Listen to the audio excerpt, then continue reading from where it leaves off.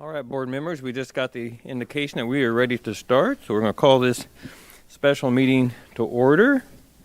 A couple comments before we get into our agenda for tonight. One is that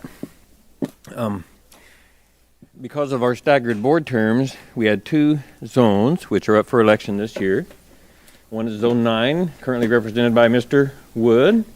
The other is Zone 8, currently represented by me. And the filing period was August 3rd to the 10th. It ended yesterday at noon, and one person per zone filed to run.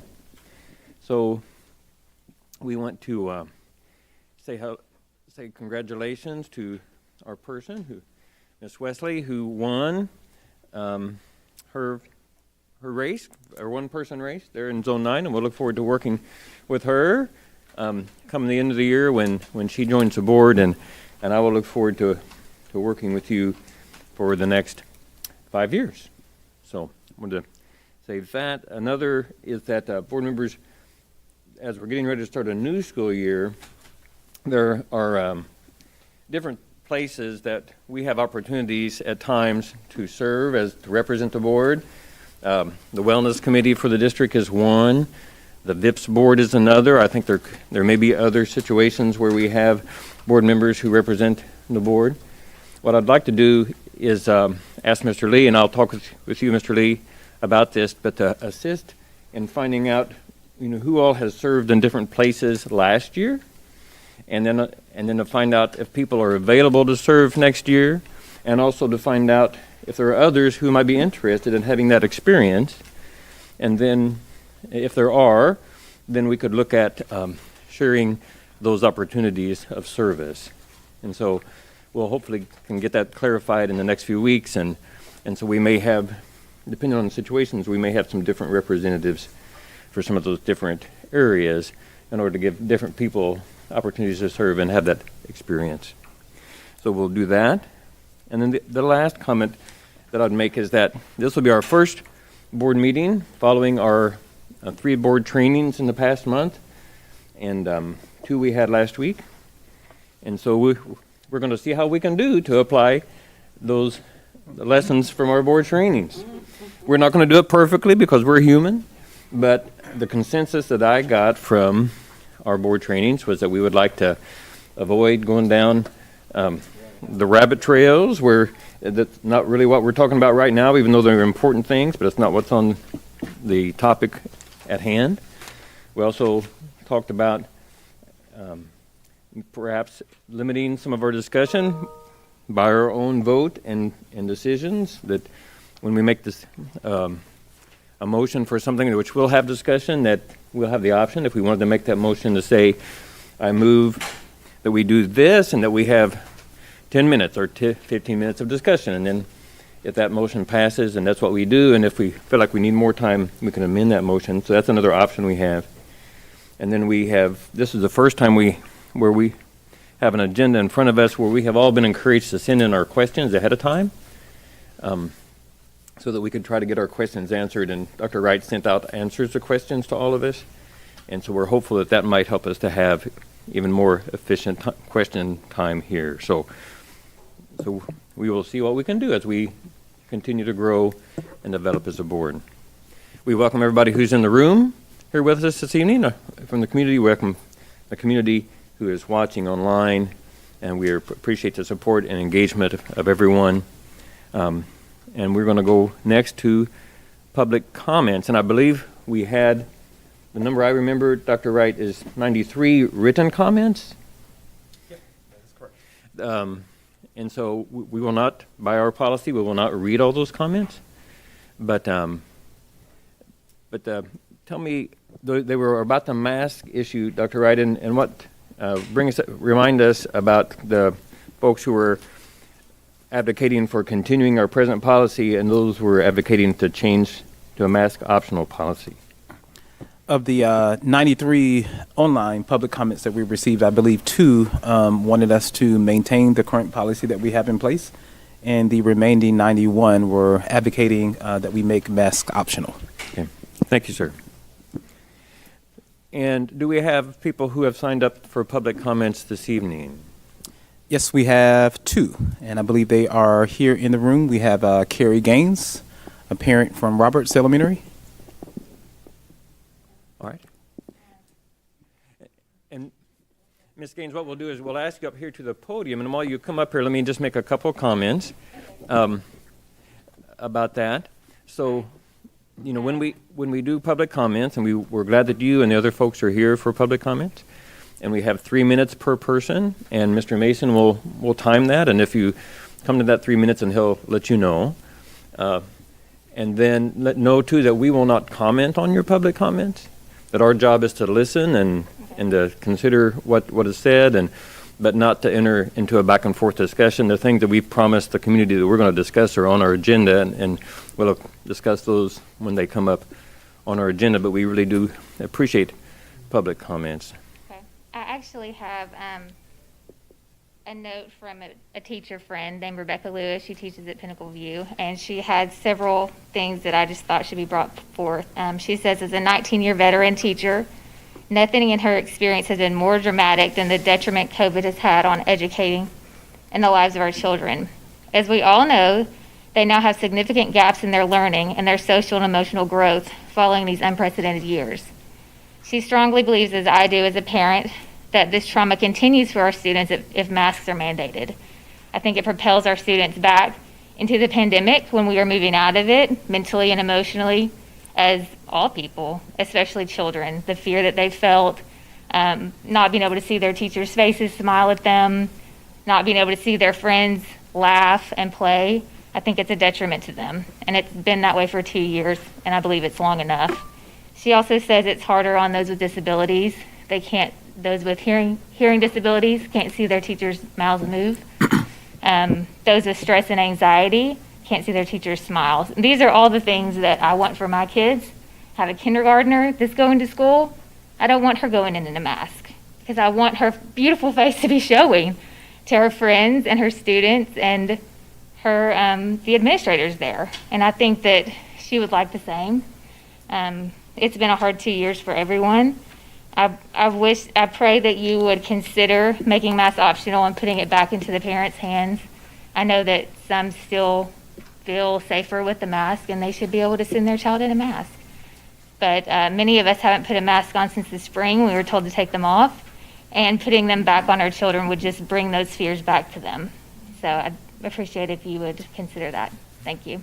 Thank you. And we also have Allison Bragg, another parent. If y'all don't mind, I made y'all a little handout. I love a project. Thank you all for listening to us today. My name is Allison Bragg. I'm a parent of 2 LRSD students. I have an incoming first grader and an incoming pre-K student. And before I talk about that, I really just want to thank you all for your service on the school board. I know that this job takes up a lot of your time, and I say job, but it's not really because you're not really getting paid. So I know it also brings with it a lot of controversy and a lot of different opinions, and I know that can be difficult. So the fact that you would volunteer to do that is really important to us as parents. And we also know that you want the same thing we do. We know that you want what's best for the students, and we appreciate that so much. What I'm here today is to ask you, like Carrie before me, to please consider making masks optional for this school year. And there's several reasons that we're asking for that. I understand that the decision to go back to masks is based on the CDC community level recommendations and the fact that Pulaski County now is a high level of community spread. We're in level orange. And part of what I think is important to notice about that is that even though that's the case and it's unfortunate, school children are not really in the age group that's contributing to that. The first page of your handout is a chart from the Arkansas Department of Health, and it lists average numbers of COVID positives by age group. As you can see on that chart, the lowest number of COVID positives are children ages 0 to 18, which is certainly exactly the ages that the school board is talking about whether we want to mask them or not. So despite the level of community transmission, masking children under the age of 18 is really not going to have much of an effect when it's adults that are, as you can see on the chart, more than twice as likely to test positive for COVID. So that's one really important reason, is that it's really just not going to make much of a difference. Another thing that's important is that Pulaski County is not the only county in level orange, not the only county, certainly, with high levels of community transmission. I added this up myself, and I'm not much of a mathematician, but I think there are about 127 school districts who are in level orange counties. And of those 127, to the best of my research, 126 are mask optional. There's only one district that is requiring masks, even though we have a high level of community spread, and that's us. That's the next 3 pages of your handout. I've listed all 127 of those schools. The left-hand column is mask optional. The right-hand column is mask mandatory, and we're the only school district in that column. My 6-year-old was talking to me about what I was going to come say this evening, and I said, well, honey, what do you want me to say? And he said, well, Mom, would you please just tell them that masks make it hard for me to breathe. They make it hard for me to understand what my teacher is saying, hard to understand what my friends are saying, and they make it really hard for me to learn. And I said, well, honey, do you want to come with me? Because I'm sure they'd love to hear that from you. And y'all will never forget this. He said, yes, sir, I'm finishing up. I know my time's going on. He said, Mom, that makes me really nervous to speak for them, to speak in front of them. Could you please speak for me? And I realized that's really the most important job that I have as a parent. And so that's why I'm here, to speak for my children. And I appreciate you all very much. Thank you. Thank you.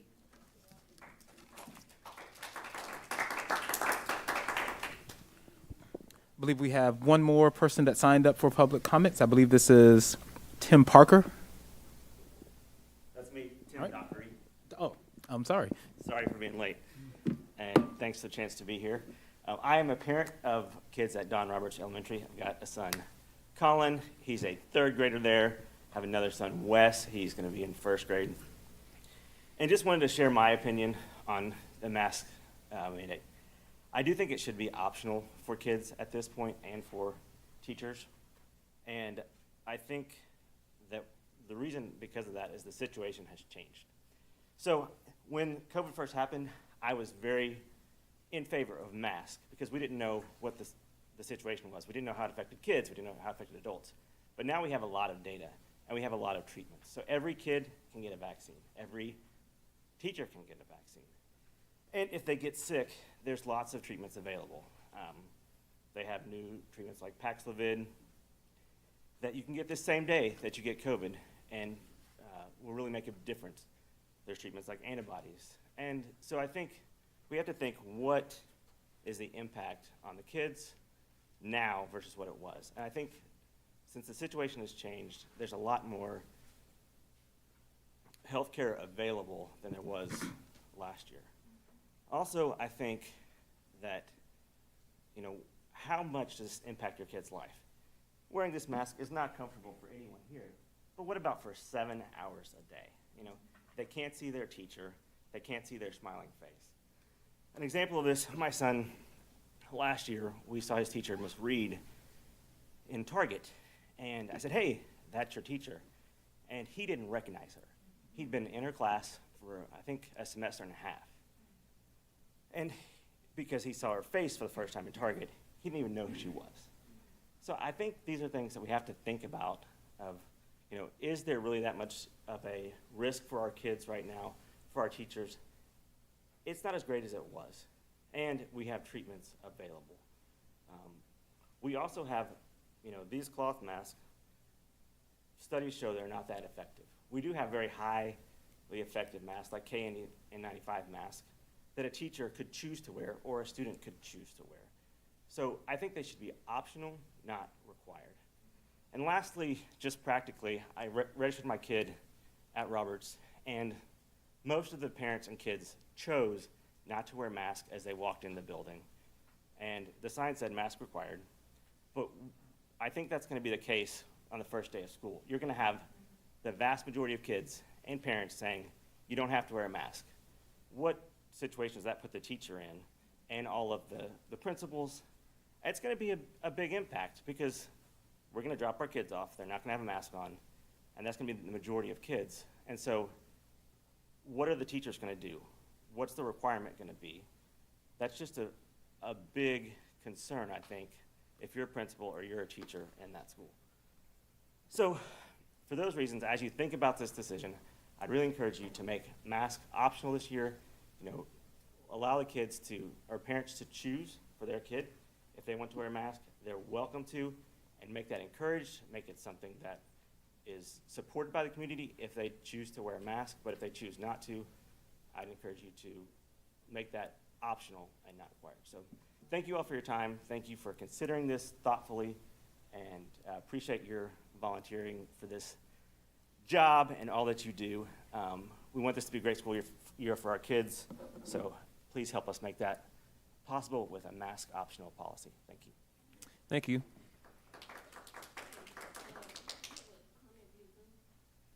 Okay. We also have a Zoom public comment. We have somebody, Pam?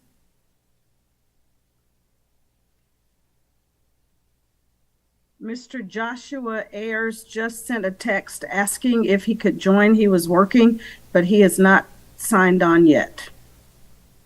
Okay. All right, then for the moment, we'll go. He just signed on. Oh, well, great. Then let's get him on, and we'll hear his comment.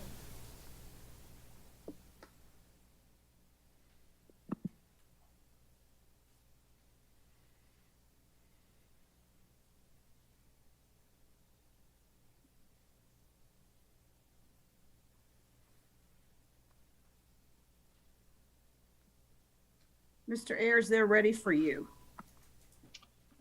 Good afternoon. Can you all hear me okay? We can, Mr. Ayers, and you have 3 minutes for your comment, Great. Thank please. you so much. Yes. I appreciate your time. Joshua Ayers. I've had 3 students in. One has just graduated from Central High, but have kids ranging from elementary up to high school in the Little Rock School District, and I'm grateful for the opportunity to speak with you all, particularly, and I apologize, I haven't seen all of the previous comments as I've just gotten out of work and been able to drive home. But on the issue of the mask policy, I'm sure that's come up, and I know people probably commenting on it. I would just say that where I'm at as a parent is, it's been 2.5 years since the pandemic has started, and we've gone through shots and boosters, and everyone in our family has gotten sick still despite it. It's not pleasant, it's not good, but I've been somebody who's dealt with data analytics a lot over life, and so in my professional world I regularly go down to the CDC website to download data for myself so that I can slice the data and look at it. It always seems like from one week to the next over these 2.5 years, I've heard things that sound really scary and then things that sound optimistic.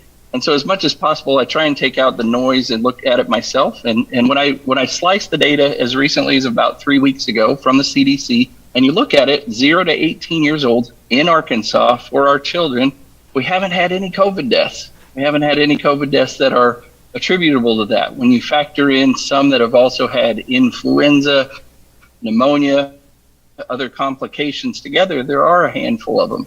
But you think that in 2.5 years, 0 to 18 has not seen deaths in Arkansas. I think it far outweighs at this point continuing to mask it. So while I have a high schooler, I also have one who's been in pre-K, kindergarten, and first over these last several years. And just their ability to learn people's facial expressions, how to enunciate words, things like that. I think a lot of the masking has been pretty detrimental, not to mention that it really has put fear into people. And when I see even my high schoolers having questions and living in fear, standing outside 6 feet away from people with masks on, I go, this isn't healthy. It's a serious thing. We've addressed it. We've tried to be cautious. But I also just want to say I don't believe this is in line with the data. I don't believe it's in line to continue masking. Vaccinations are available. They're free. You can get tons of tests for free at all your local corner drugstores. I think it's time to say protect the most vulnerable. People are allowed to wear masks, but I'm strongly against the mandate, and it is something that I'm feeling pretty adamant about now 2.5 years in. So just wanted to make that comment. I appreciate all the work you all are doing. and the willingness to give me this time as well. Thank you. Thank you. Thank you, Mr. Ayers. Is there anyone else that we know of who has a public comment?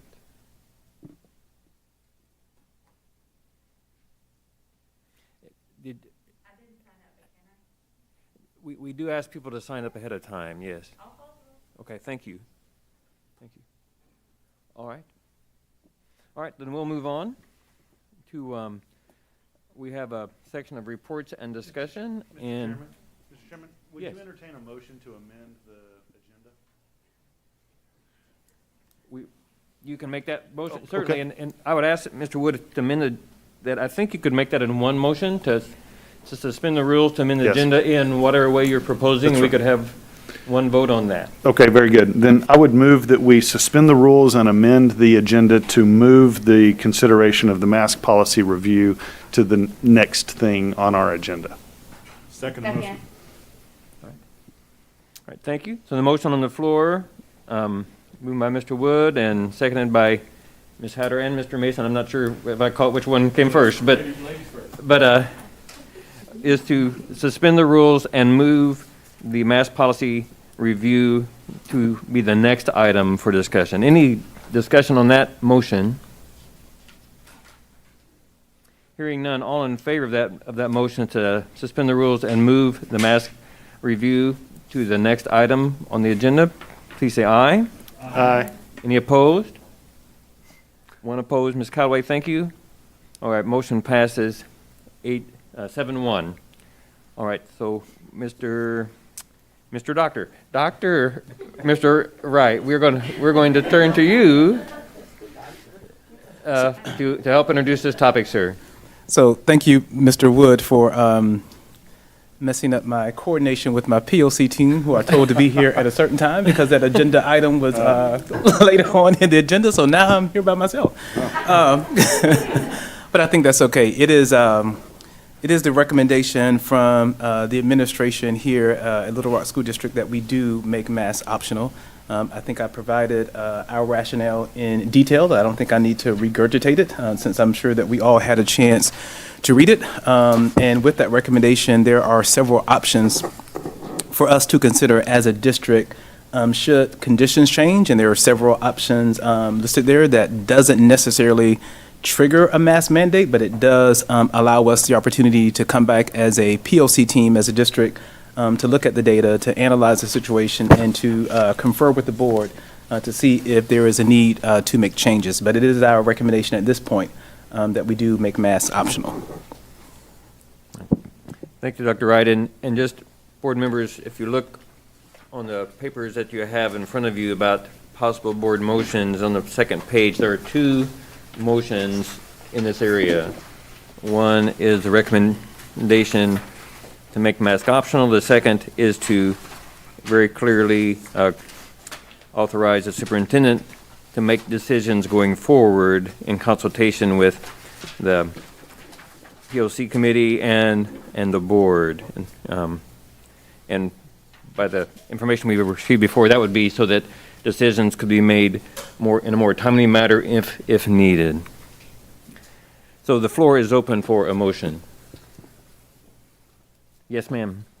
I move that the Little Rock School District Board approve the Little Rock School District Administration's request to grant the superintendent the authority to make masking, virtual learning, and/or school district closure decisions based on criteria noted in the packet in the consultation with the POC and the board. All right. I second that motion. Thank you, Ms. Callaway, and thank you, Ms. Wilson, for that second. So, board members, that's the second listed motion on that page that gives the superintendent authority to make masking and all these decisions about school closing and virtual learning. Is there discussion? Did you want to speak to your motion at all, Ms. Callaway? Certainly. Okay. I understand your frustration. I hate it, but by giving Dr. Wright the ability instead of having to come back to us and ask this question again, this gives him flexibility whenever it gets to that point. Now, I am prayerfully hoping it does not. But if it becomes to that, it would be easier for us and Dr. Wright to make that decision. Now, I'm a parent, grandparent, all the above, and I want everybody to be safe. And like I say, I've heard you, I understand you, but somebody, instead of having people to come back and, do everything, somebody needs to have the ability to make that decision. And Dr. Wright, I want to put that on your lap. I don't know if I should say thank you or, yeah. Yeah, good luck with that. Yeah. Thank you, Ms. Callaway. Are there any other comments to the motion on the floor? So the comment I would make and why I prefer this motion is, the pandemic has been completely unpredictable. I definitely think we're at a point where masking is not required, but we have no idea what the next variant or things will hold. Throughout this pandemic, hospitals did struggle with capacity, including Arkansas Children's Hospital. If that becomes a problem, then I want us to have a mechanism to do something. And so I feel like this motion gives us that mechanism to do something. I also want to clarify one statement that a public commenter made, just because it's my social worker self. We have had 5 pediatric patients die from COVID. I realize that is a low amount, but for those families to acknowledge that we did have a loss of life from COVID.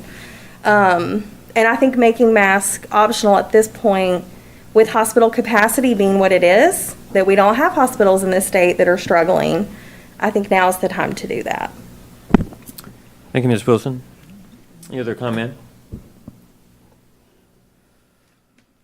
Just a clarification, board members, this motion does not preclude us from taking action on, as a board, making mask optional as of today. So we can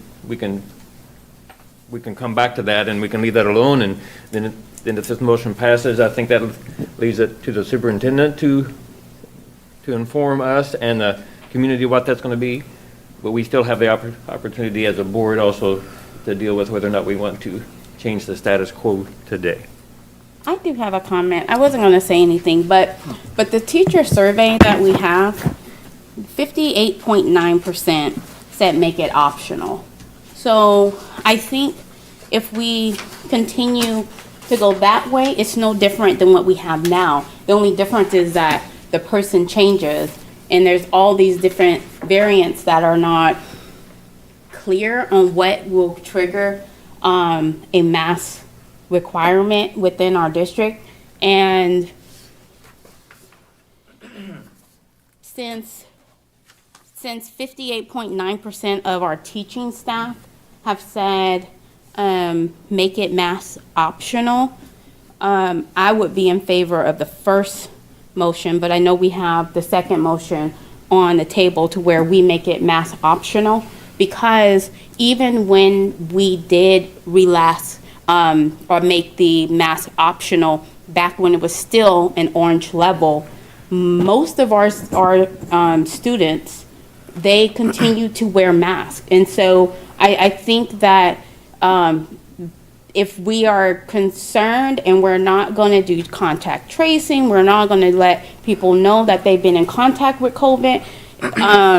I understand mask is a safety, it makes people feel safe by seeing people wearing the mask. But I just think that if we're trying to stop the yo-yo effect of coming back before the board by giving it to the superintendent, that's not going to stop Little Rock from inundating our email boxes, which is going to force us to have the conversation again. So those are my only comments on that. I have a comment. Thank you, Ms. Hatter. Before going back to Ms. Callaway, we just want to make sure anybody else before we go back for a second comment. Dr. Wright. I just want to clarify that it was our intent to recommend both motions to the board. It wasn't one or the other. It was to do both. Okay. Just want to make sure that was clear. All right, thank you. And we'll, whatever we do with this motion, we'll at least ask the question if anybody wants to make a motion on the first. Okay, Ms. Callaway. I just like to know where you got your data, because I hadn't heard of this, other than what what you're looking at, that they passed out.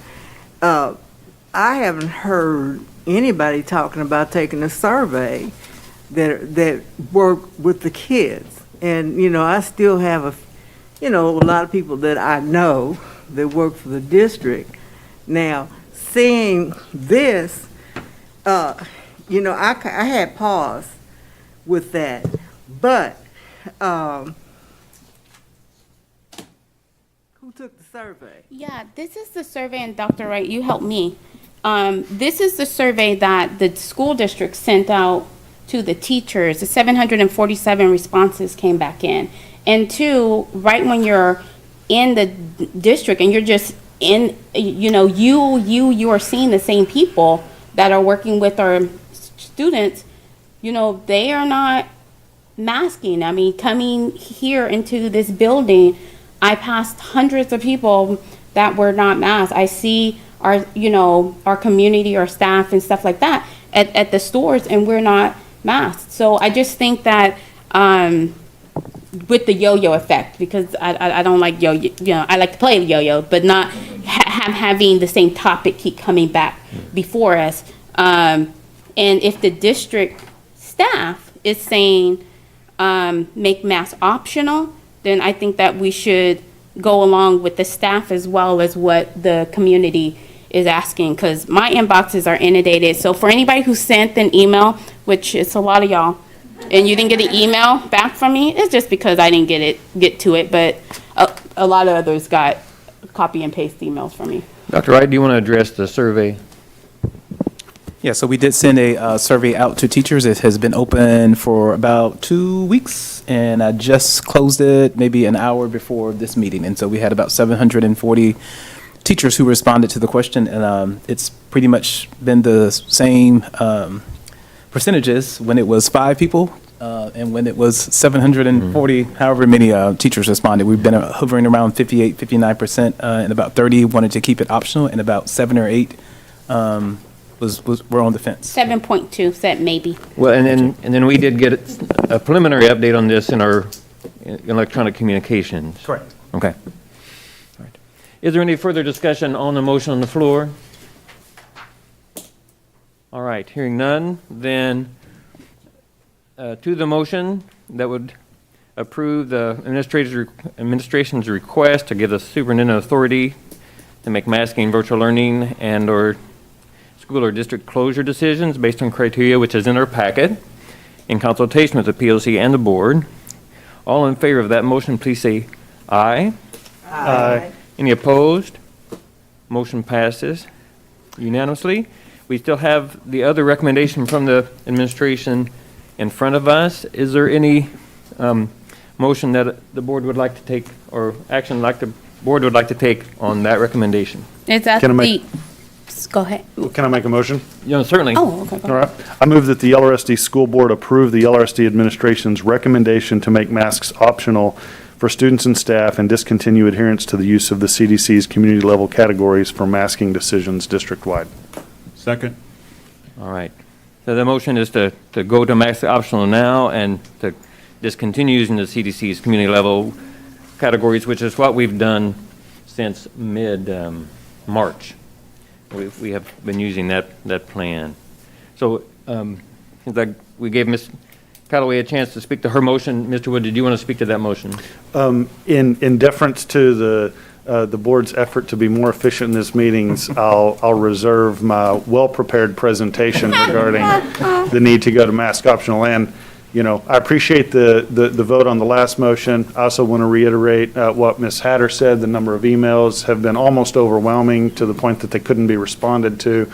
I tried hard to respond to most of them. If you didn't get a response from me, I read it, but it was taking forever to respond to everybody. Anyway, I support my motion. Okay, thank you. Thank you. Is there a comment that someone feels needs to be made to this motion? Second? Before again? Oh, was it a second? We did. already? Mr. Oh, Mason, okay. second. Sorry. Okay. I would just say for those who, just for clarification, that this optional means that students, like, as Ms. Hatter noted, students and staff, if this passes, can choose to wear a mask with no penalty or discouragement.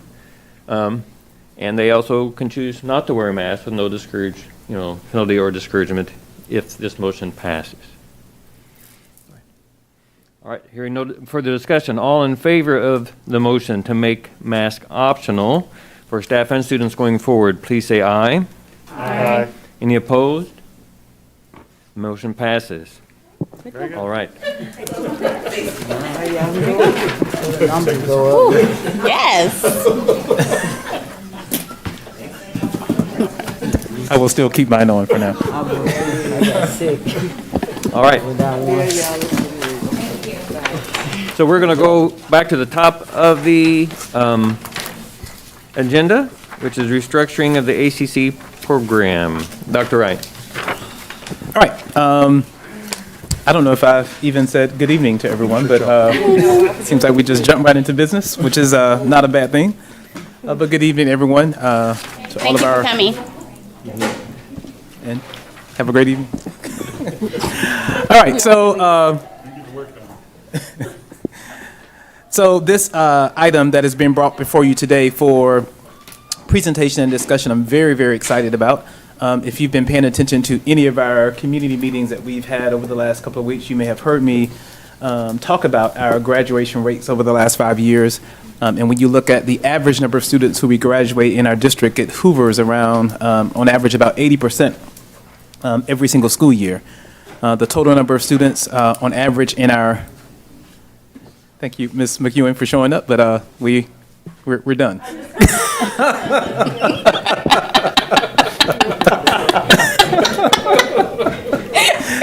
That was funny. That was hilarious. It really is. What am I talking? ACC. Yes.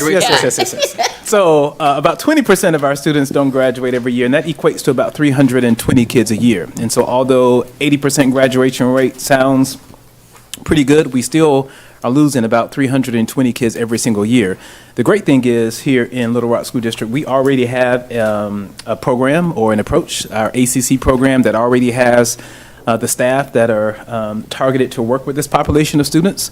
And the better news is we now have a different approach that we can take with our current ACC program to make it better, so that we can specifically target these 320 kids who are at risk of dropping out every single year, and really do a great job of supporting them more, making sure we graduate more of our students, raise our graduation rate. But the most important thing is that we make sure that we graduate more students than 80%, because we already know the negative impact that high school dropouts have. So without further ado, I would like to introduce Dr. Billy Walker.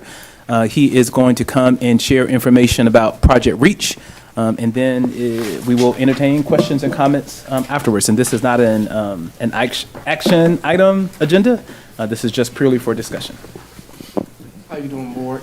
Thank you. Little Rock students. My name is Billy Walker. I thank you for your time today, and thank you, Dr. Wright, for reaching out to me. Very briefly, I'd like to introduce myself. I am a 2-decade educator, serving in different roles from teacher to professor, coach, principal, assistant principal, you name it. But the most important thing I would like to share is my passion for education.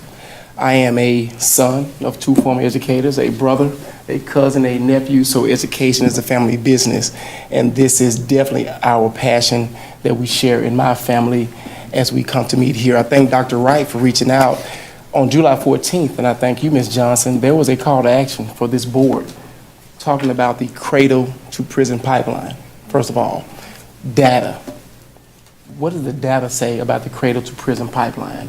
How can we mitigate that for your relatives as well? I saw them this morning, and for the students that we're talking about here. So the program that I'm going to talk to you about today is not only a career choice for me, it's my passion, because this works in urban, rural, and suburban districts. It is covering all ethnicities, socioeconomic creeds, and I've done this work nationally and internationally as we talk about what can we do to not only mitigate the cradle to prison pipeline, but also work with your most challenged students, your overage grade student population. I will share with you today the why with data. I will share with you the what the Reach Academy is, and more implicitly, the how. As you see in front of you today, I will get to that. It will be in the presentation, but I want to share 2-3 things with you.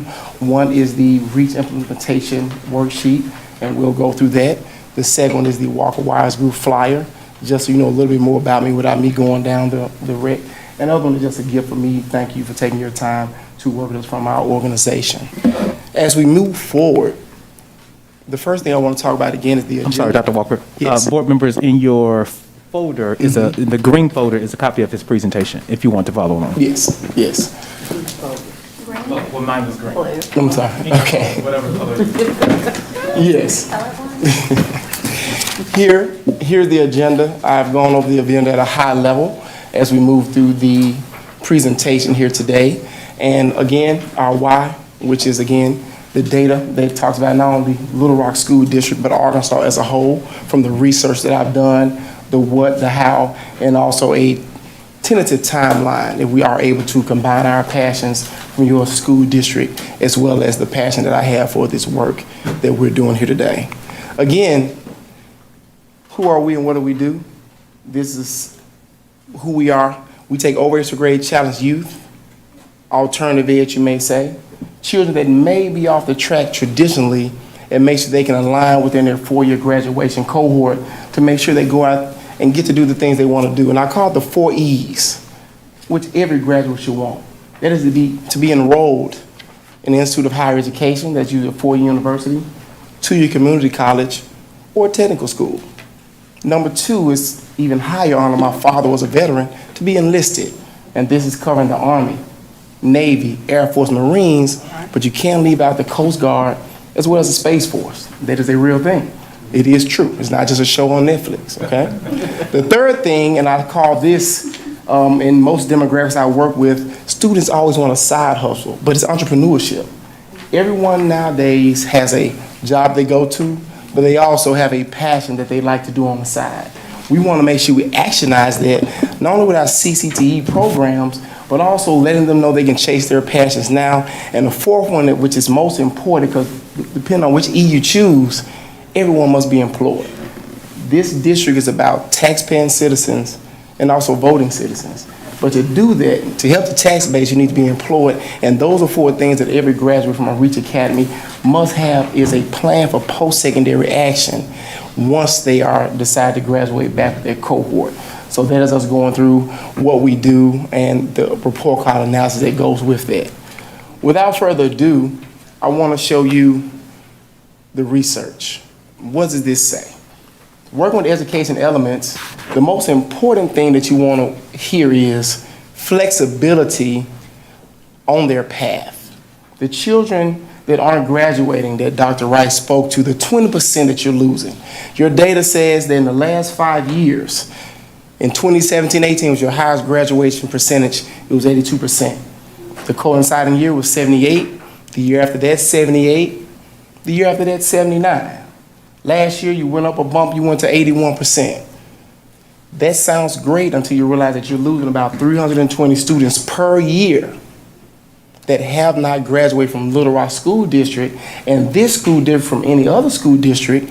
You are also responsible for students that are adjudicated under your watch. This program can not only help those students, it can also give them hope, because this is about hope, it's about apathy.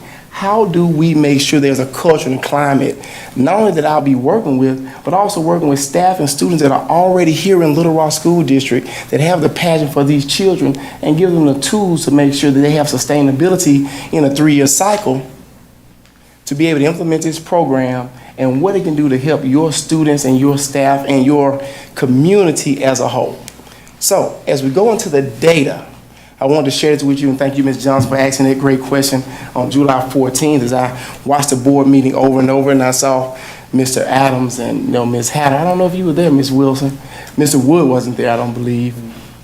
I watched it over and over again. I said, how can I display this data so they can see the most important piece? And as we see this, I want to do something pre-pandemic because, again, like they keep saying, the last 2.5 years has been it's been a rough time, but even for data, that wouldn't be fair because we want to make sure that we look at what was it pre-pandemic and post-pandemic as we're coming out. And as you see, there's a disproportion of Black and Latino fourth graders that couldn't read at grade level. But I'm going to tell you the truth. With this work, this isn't just a Black and Latino issue. This affects Caucasian children, Asian, Indian. I worked in every school district you can imagine, from the largest of the large, and I'll share that with you later, to the smallest. Everybody doesn't talk about it, but these children, our children that have this issue, are in each and every community. I've even worked on a reservation where there is no discrimination. And there's still a bucket of children, because everybody's Native American, there's still a bucket of children just aren't going to graduate high school in 4 years with their cohorts, and then they tend to fall off the track, and that leads to more adjudication in the past. I want to point to in Arkansas, if you look at the bottom, 54% of white can't do math at the grade level, 70% of Latino fourth graders, and 88% of Black. The reason why I started with fourth grade was I remember in the board meeting we talked about the third grade reading level. So at the third grade, you should see a bump in fourth grade. But I start fourth grade with research because even if you can't do it in third grade, it's not going to get better in fourth grade, which eventually leads to you having trepidation and falling off the track to graduation. And again, I want to point to the bottom of this data, not to go through each and every level. In Arkansas, 6.7% of youth ages 16 to 19 were neither enrolled in school nor high school graduates. Think about this, 6.7%. If 20% of Little Rock School District is 320 kids, how much do you think 6.7% is for the state? Not going to get into the state because we're here to talk about Little Rock School District, but there are thousands of students that need the help in this community. But Little Rock School District being the capital, once again, you being responsible for so many students across the district, this is where it can start, and this has always been, from the research that I have, the focal point of your school district. The REACH program. In a nutshell, the REACH program, again, will work with your traditional high schools, which in this district will be Parkview, Southwest, Central. There are 2 other high schools, but the majority of the students will come from those 3 schools. We will be looking for students that started 9th grade in 2019-2020, which is 3 years ago, that need between 8 and 12 credits to graduate. What does that mean? Each year, students gain 8 credits in Arkansas to graduate. That means if you're on track to graduate, in 4 years, you have 32. But the Arkansas graduation requirements are 22 credits, but it has to be the right 22 credits. Again, this program can help students that if you need over the credits that you need to graduate, get caught up and back on track this year. Now, true enough, there are other programs that work with students that may be outside of their spectrum, that have passed their graduation cohort date. But if this program is accepted, we will strictly focus on students that started 9th grade in 2019-2020 for the biggest impact for this school district. Once again, I give an analogy. It's like a hospital. You have triage, you have a room in ICU, and you have hospice. We definitely want to help the children that are hospice as well. But if you already passed that rate, we're going to be doing great community service, but we really could save the children that are in the ICU. Those children that right now that we know going into high school that starts here in about 2 weeks, we know they're not going to graduate on time. The data shows it. It's not going to be a mystery that we end up back at about 79 or 80% if we don't do something to affect the 20% starting today. Okay? We will go through, again, the nuts and bolts of this program, but that's what REACH does from an overview standpoint. The implementation process is where I want to charge you and to listen. This program is designed to work with the current ACC staff with the Accelerated Learning Center, as well as collaborate with your high school principals and counselors to send the students to the REACH Academy and to turn the ACC into the REACH Academy with the staff and students that are already there. Now, this program will require an English and math teacher on site. So So you have virtual learning, you have in-person teaching. The Reach Academy is blended. We understand that there's not going to be teachers for each and every class, but there has to be a person that they can connect to, and it starts with the core classes. So the first thing I would do is come in and do an audit on who are the people in the building that we'll be working with. What do they have licenses to teach first? Because every time you do a data dive into the staff, they can deliver more credits than you believe are possible. After we do that, as you see, step 2, we will review and align the master schedule to make sure that we service the children that need those classes first. It starts with the children from 2019-2020. We look at each and every transcript to take their lift off of the counselors, and our team does that to be able to make them have this master schedule and to know what you can graduate from day one when you step into the program. It's called My Academic Plan, but we use the Arkansas graduation requirements. So from day one, that child knows if I can handle my business and if my parents know I can reach this graduation. I got an Arkansas diploma, not a GED, which counts as a dropout. Doesn't help you, okay? Not taking virtual classes one by one, because if you didn't do good enough when you were in class with a teacher, my mom was a teacher, you probably not gonna do good sitting in front of the computer by yourself, just showing you what the data shows. We need a blended approach, and that's what the Reach Academy does for each and every student, and we have a master schedule for them. Another great component about the Reach Academy, we blend restorative justice and dropout prevention into the curriculum. It's not just about A's and B's and grades. You have to have hope. You have to have students that really care, but we also need to train the staff and students. What does restorative justice look like from a professional sense? I am trained in IRP, the International Institute of Restorative Practices. I'm also with the National Dropout Prevention Center as a certified dropout prevention specialist through Clemson University. We're not just giving them what I think I know, we're giving them what the research says and what I've trained and what our team has trained to do, bringing them forward in this process. As we move forward, once they start, also the enrollment. We want to recruit students to this program, recruit families to this program. It's not a punitive place. Every child that participates in Reach Academy should have every opportunity to participate in sports if they meet the attendance and academic requirements of every other student. They need a smaller learning environment, but school, the things they remember are going to be field trips, band, pep rallies, and they're able to get back on track academically. A lot of times they'll give you what they want to do for their extracurriculars. Also, this program does not have a grade band. What I mean by that is there's only 3 things you can be able to Reach Academy: a December graduate, a May graduate, or you're a Reach Academy student. Why is that important? If I'm Billy Walker and I'm 17, I got 3 credits, and Jeff Wood is my cousin, he's 17, he's a senior, we're the same age, but we are not the same. But when Jeff stops going to school, I'm going to stop going too. But if I'm a December graduate, let's say I don't get my credits, what do I become? A May graduate. Sounds good. If I miss it again, what do I become? A December graduate or July. There's power in the name. So everybody that's trained on site understands that we have cohorts of children, as you see in here.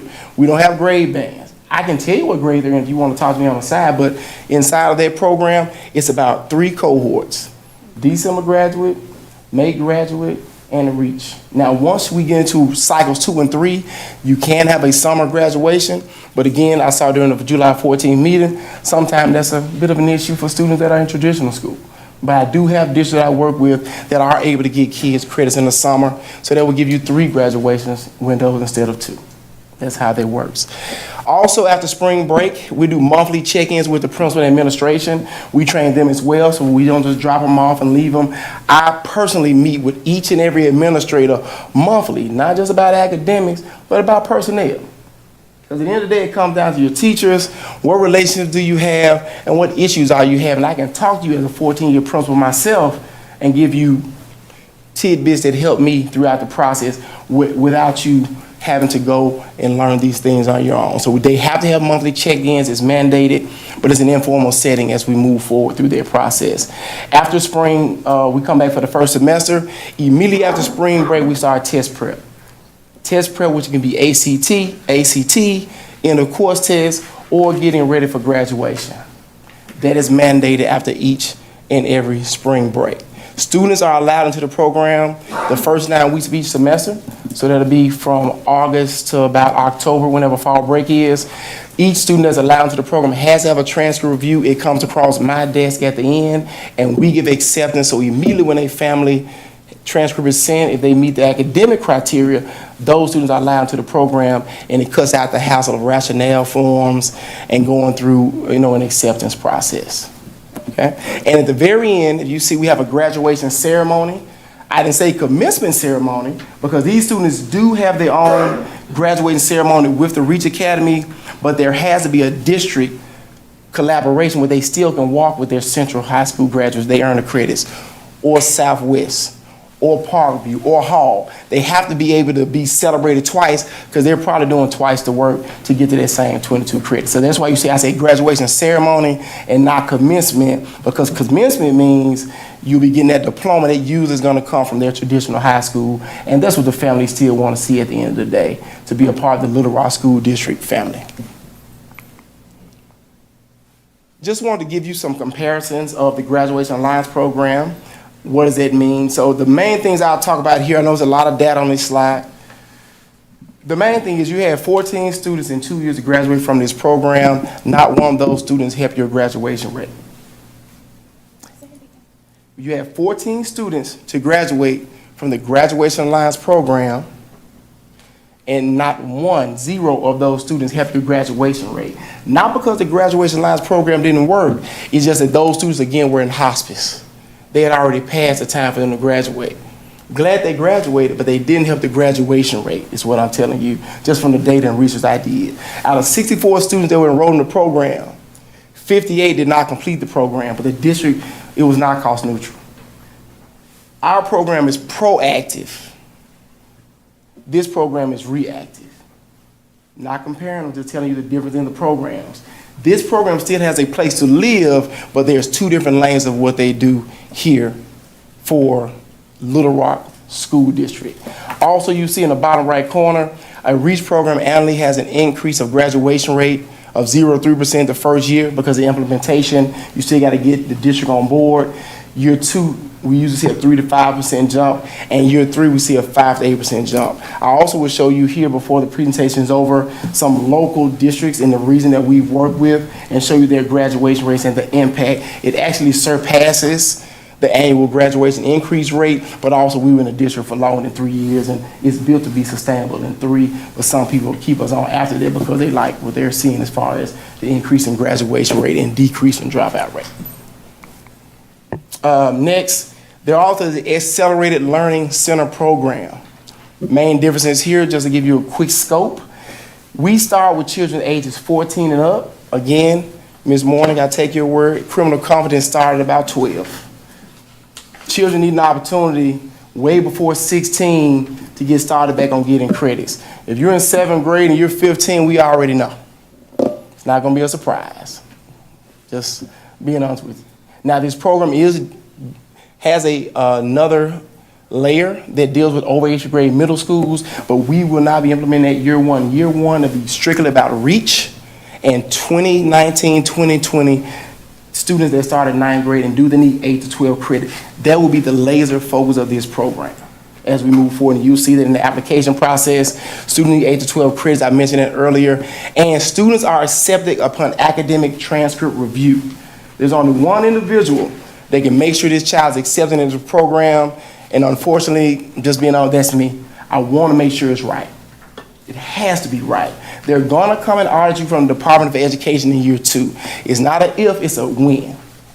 And I want to be able to stand up here and tell you they're going to audit you and you will pass the audit, just like we always pass audit, because we're going to follow the Arkansas Department of Education rules and regulations to get these students the grades and credits that they need to graduate. Right? As we move further, this is the implementation timeline. I won't go through each and every piece of this. I think I've talked about it, but the most important part will be the consultation, and again, using the current Accelerated Learning Center staff and training them in how to do this work. Also collaborating with the local high schools, because we're still going to need teachers regular at the local high schools. I still want to work with those counselors because those counselors and principals already know who fits this pipeline, but taking some of that pressure off of the principals and counselors because I've been one of them. Send us a transcript. We'll do the review. You can check behind us. It's an open door process, but you can go back to making sure you deal with the bulk of your students at 80% because we don't want to lose ground on 80%. Let us work with the 20%. That's our focus, that's our goal, that's what we do. And like I said, the professional development is built in either virtually or in person. I like to do it in person, to be honest with you, especially in year one. But after that, if some people, have difference of opinion, we do move forward. We also build the transcript, the class roster, the master schedule, and we coordinate logistics. That's a fancy word for saying we want to make sure the lunch schedule, the afternoon release schedule is conducive to the Little Rock School District and the other surrounding high schools. Students do not get early release from a Reach Academy program. I need 2 credits to graduate. That's great. What's your ACT score? I don't think it's a 25. So let's make sure we get some ACT prep, and we want to make sure you're there to focus on the 4 E's because you also need to have 3 post-secondary options before you graduate with the Reach Academy program. We can't mandate it because it's not state law, but we definitely strongly recommend it with the administration, okay? Again, Reach Academy success stories here. This has worked in 4 different counties in this area. The first was Memphis. There was a duration of about 6 years. The graduation rate started in 2008, about 90 to 100,000 students. We went from 61 to 74%. This is backed by the Tennessee Department of Education if you just need to, some research like me, you like numbers. Also, we did Haywood County School. Duration was about 5 years. We were set to be there 3 years. In year 3, they wanted to add on the Aspire program for middle schoolers, and we also did a discipline reboot for them because of relationship. But again, they had never been above 78%. When we got to district, they 74.6.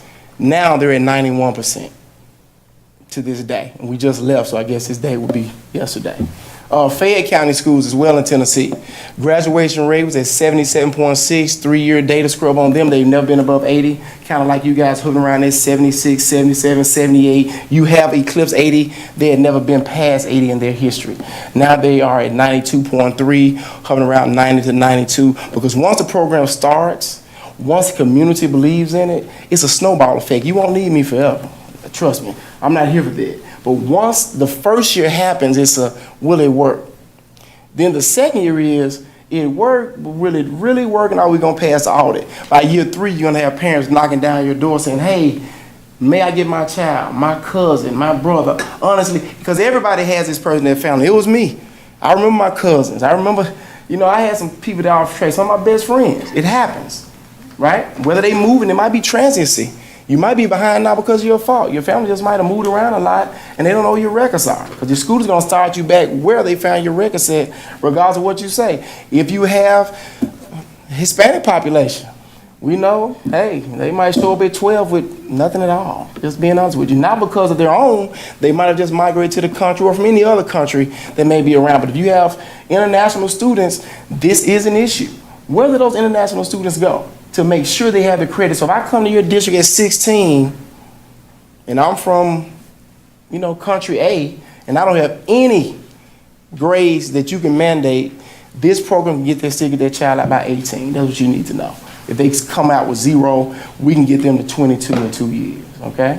And currently right now we're in Madison County, Tennessee, population 13,000. Actually, that implementation, I would say current. Actually, when I was here, Dr. Wright found out the graduation rate was pending. Those numbers just dropped. Actually, they just hit 90% as well. So if you want to check that, you can. It was embargoed data.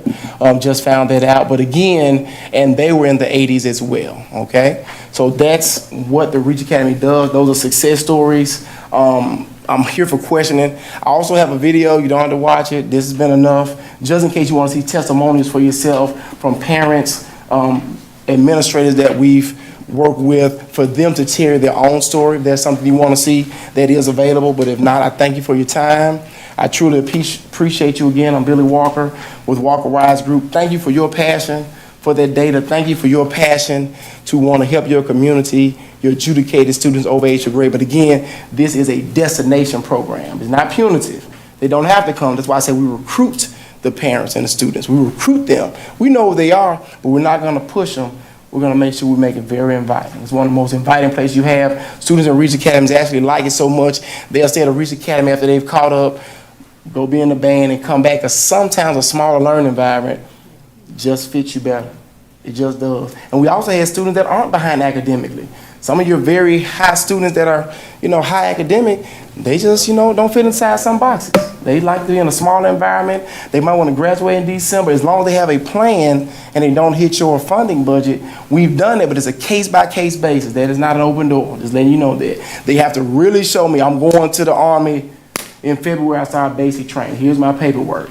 If it's outside of that, unless they're going to college, and also we get that cleared through the superintendent, so it's not an open door, but it is an option once the students are in about year 2 or 3. So thank you for your time. I am here. If you have any questions or comments, thank you again, Dr. Wright and Dr. Fields. I don't know if he's here. After the July 14th meeting, we had a great conversation as colleagues. I appreciate this opportunity. I had to go to work really, really quickly to find out this data. But he said that this district that he's in now, we worked together before, he said they really have the structure to build this program, and every district does not. Some districts are starting from the ground up. You already have a fertile ground for students. You have a fertile ground of mixed community. You have a rich tradition, and it works. It can work here if that is something that you're amenable to, and I thank you, and I'm open for questions, and I truly appreciate you. Thank you, Mr. Walker, and I don't know, we will see how many questions. If we don't have a lot, it's not because you have not done a good job, it's because you did a good job and we had information to respond. That's fine. To read before and Yes. had an opportunity to provide questions. Board members, I would ask, if you do have questions, if you would limit your questions to 2, and then we'll see if anybody else has questions, and if you have more, we'll come back to you. Yes. So does anybody have questions for Mr. Walker? I see Ms. Morning, and then I'm going to Sure. come back over here Just to the side. tell me who first, Miss. Mason gave us his church finger first. Okay. Yes, sir, Mr. Mason.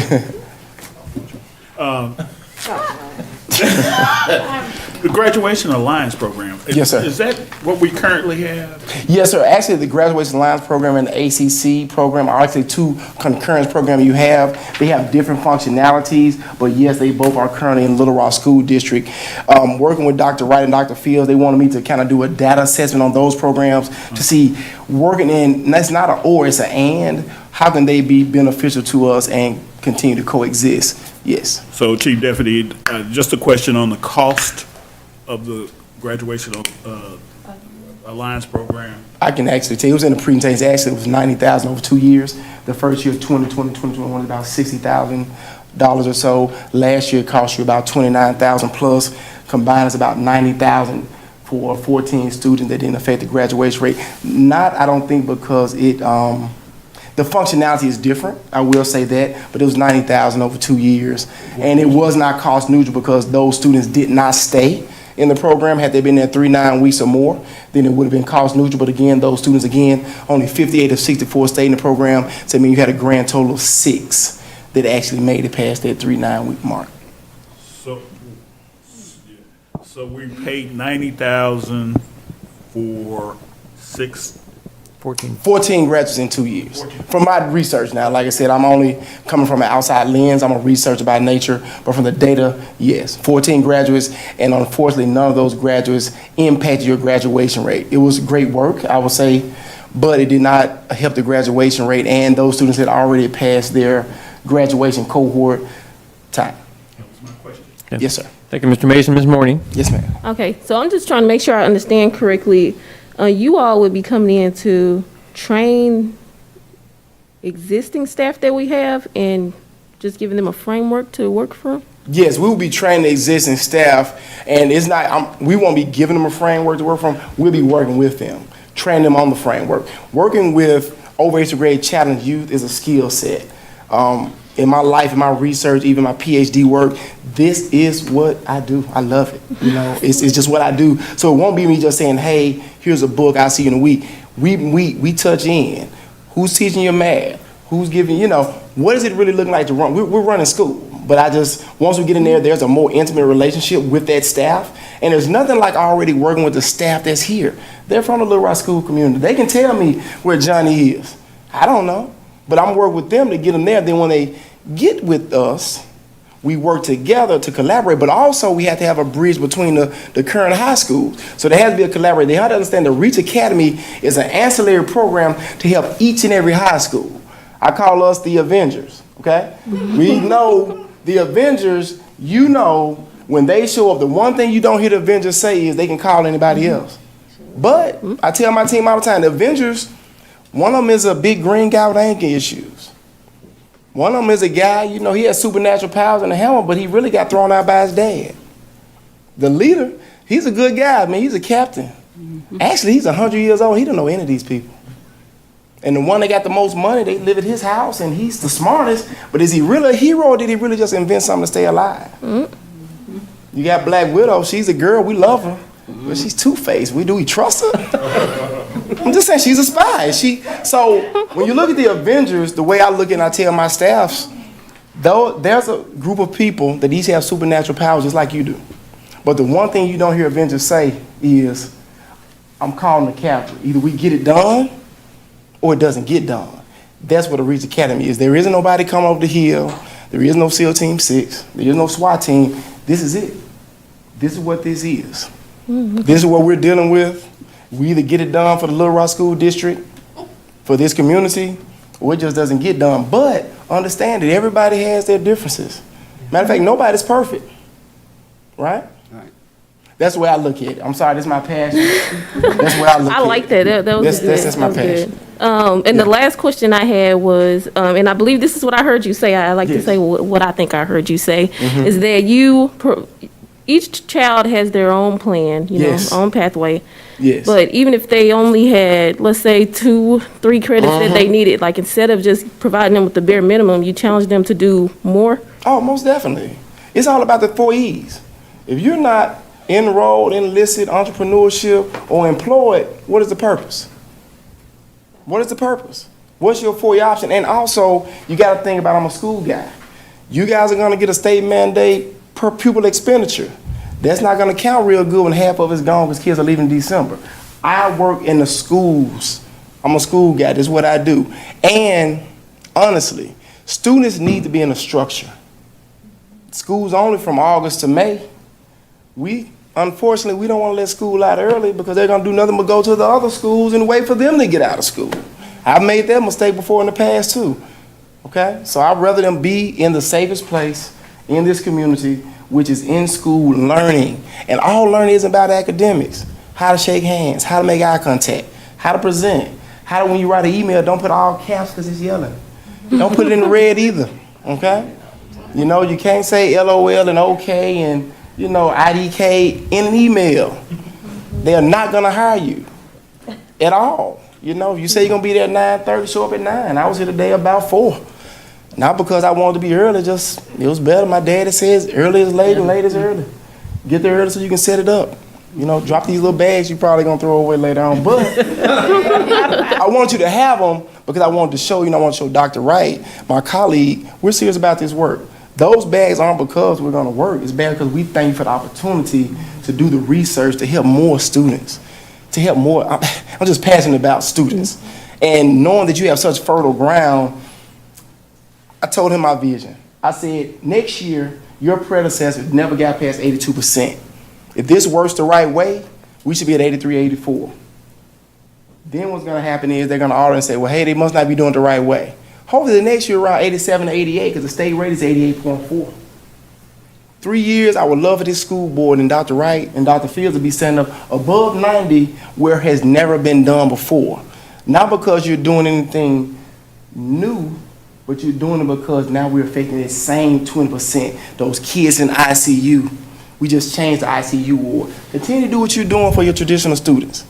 Allow Walker Wise Group to help you get those 320. Let's cut it down to 160. Let's cut it down to 0. But let's be logical about what it is. The 320 is not changing from what you're doing. It's not just Little Rock School District. This is a pervasive problem in urban, rural, and suburban districts. So I want you to know it's not just an urban issue. I worked in the small to the small, the richest of the rich. And when they get in the room, they all come to you and say, honestly, my nephew not graduating. But you gotta have that trust factor. That's why I wanna work with the students and staff that are here because they know where the students are. They know how to get to the students. They are the experts in Little Rock School District. I just want to give them the tools to help their own school district, help their students. And also, they're the experts in the school district. And but we need to add to it again, work with the high school principal and council is paramount. Because I've had some districts where you have schools that have bumps in graduation rate, one school did, and now you got schools in the same district, one with 90%, one with 75%. What's the difference? One principal believed in it, one principal said it's just another program that's not gonna work. That's where we would need your help. So at least not to participate, give it a try. What does it hurt to try? Thank you, Ms. Morning. Other questions, Ms. Hatter? Yes, ma'am. Mine is really quick. Thank you for asking that question. My question is probably more so to the district. Will we continue to use Graduation Alliance if we move forward with Reach Academy? I wrote my question down. I don't know if y'all noticed that. Thank you, Ms. Hatter. So in the conversation that the three of us had, there was a consensus that we wouldn't, but I think I need to have that conversation with a larger group of individuals in our district just to make sure that it is the right decision. I know he gave the data that 14 students graduated. How many students in the 2 years were involved in the program I can give you a rundown from my memory. There were 64 students that were involved in the program. Out of their 64, again, only 6 completed the program. Out of their 6, there were myriad reasons for them not to complete the program. 14 did graduate in a 2-year span. But again, all those 14 students did not hit the graduation rate. The structure of the program, it can be a good program for overage grade, even if we use them, if we have a year to help recruit the right students. And I think that even with Graduation Alliance, I think they were trying to do some work. But again, you have to involve the community that's already here, the people that are already here. Anyway, that's what our program does. I can't speak to that. I can only give you data from Graduation Alliance. But our program works with the community, and we want to build sustainability with your students and staff. So again, if you like me after 3 years, that's great. But this program should be up and running 3 to 4 years so you can see those gains, and then you can move on and move forward. We're not here to stay forever. We want to make sure that we build it, but it does take about 2 to 3 years to get to some of those gains, to get the community built up for sustainability, and that is the goal for the Reach Academy. I just want to add that, and I haven't discussed this with Dr. Fields or anyone yet, but I believe there's a way that we can still continue to target the population that Graduation Alliance was targeting without using Graduation Alliance and fold it in as a separate component with this. I don't think we necessarily need to pay someone to target kids who did not complete high school here. I still think that we can target them and serve them in a different setting without going through Graduation Alliance. Okay. But I need to have some larger conversations about That's that. great, because that was my second question. My last piece of that would be, when you say that they didn't help our graduation rates, is that because they're over the age of 20? Were they 21 or older? So Howard, I'll just give you a brief frame. Once you start the 9th grade, the clock starts ticking. You have 4 years in the summer to graduate. So perfect example, if I started high school in 2019-20, I started 9th grade, I have until July 1 of 2023 to graduate. If I don't graduate in that time frame, then I become out of cohort. Got you. Cohorts. There's cohorts. That's why you see me talking cohorts. Each year has a 9th grade cohort. And in 4 years in the summer, that's why I said we can get to that point. No, we're not there yet. That summer piece is large. I'm giving you a dream of 8 to 12 credits, but right now, your district is only set up to probably do 10. The reason why you do 4, we'll do 4 classes in the fall. We do 1 independent course study because we don't want to go too much. 4 classes in the spring, 1 independent course study if needed. But that summer piece will usually give you an ability to earn 2 more credits by just going to school an additional about 4 weeks. But I want to make sure we work inside the frame of the district. We can do it either way, but we can only go, so we're not going to go too fast. We're going to abide by the law. But right now, legally, you can give kids about 10 credits before next May if they need those credits. Okay? Yeah. So that's just, again, I don't want to say it too fast. If you started 9th grade 4 years ago, if you don't get out in 4.5 years, even if you graduate in December, you've already hurt the graduation rate for the district because that's the time they give you just naturally from federal government to graduate. That's what the graduation rate. And we can talk more in depth. I can teach you like event dropout versus cohort dropout, but I don't want to take you guys down that road. Ms. That's kinda what I Johnson? do. How you doing? That was an excellent Uh-huh. presentation. I like your presentation. Yes, ma'am. So the kids that are in long-term facilities, are they not included in our graduation rate? That would be, We are teaching them, right? yes, so I'm gonna lean to that, to Dr. Wright.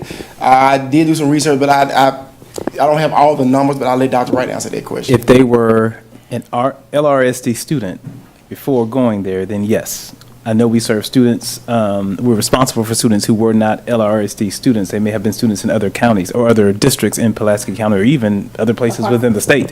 Okay. But if they were an LRSD student, then yes. Okay, so I do know we're waiting on some data about juvenile delinquents. So let me ask you another question. Yes, ma'am. Your program, will they be willing to accept the kids that are being released from juvenile detention? And would they be willing to intervene when they come to take them to juvenile detention? So, this program is an academic program. That is saying that we will deal with some challenged youth. We will deal with some cool students that are adjudicated. But understand this program is strictly built to work with them on an academic level. Our goal is to give them hope through telling them that there is light at the end of the tunnel. Some adjudicated students buy into that.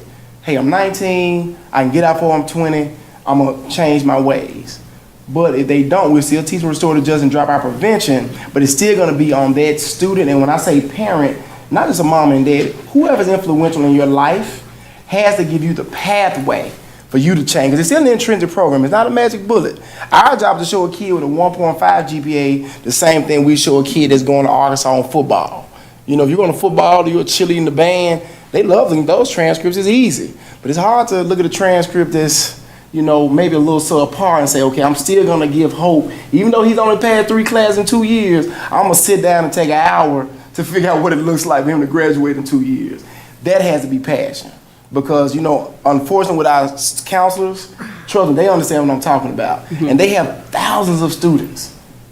And it only takes so much time to do a transcript. That's why us working with those challenge you students as our the most counselors that I work with, once they feel like that they can trust it with the transcript, they know we know, they're happy about the program. They're like, woo, I got you.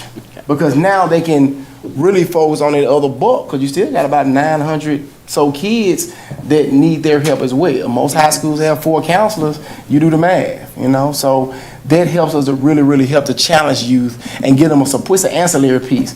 It's an and we work with the counselors, with the high school principals, and with those teachers of record at the high school, because again, they have to be connected to the, I can't beat Central on being traditional, or the rivalry between Parkview and Southwest. So they still got to be plugged into the high school. We're just the Avengers. We got to make sure you got to work over here, you know, in the ICU, but you still get to go have cake and ice cream in the cafeteria. That makes sense. Okay. Just kind of breaking it down where, you know, I'm an educator. Yeah. That's what it is.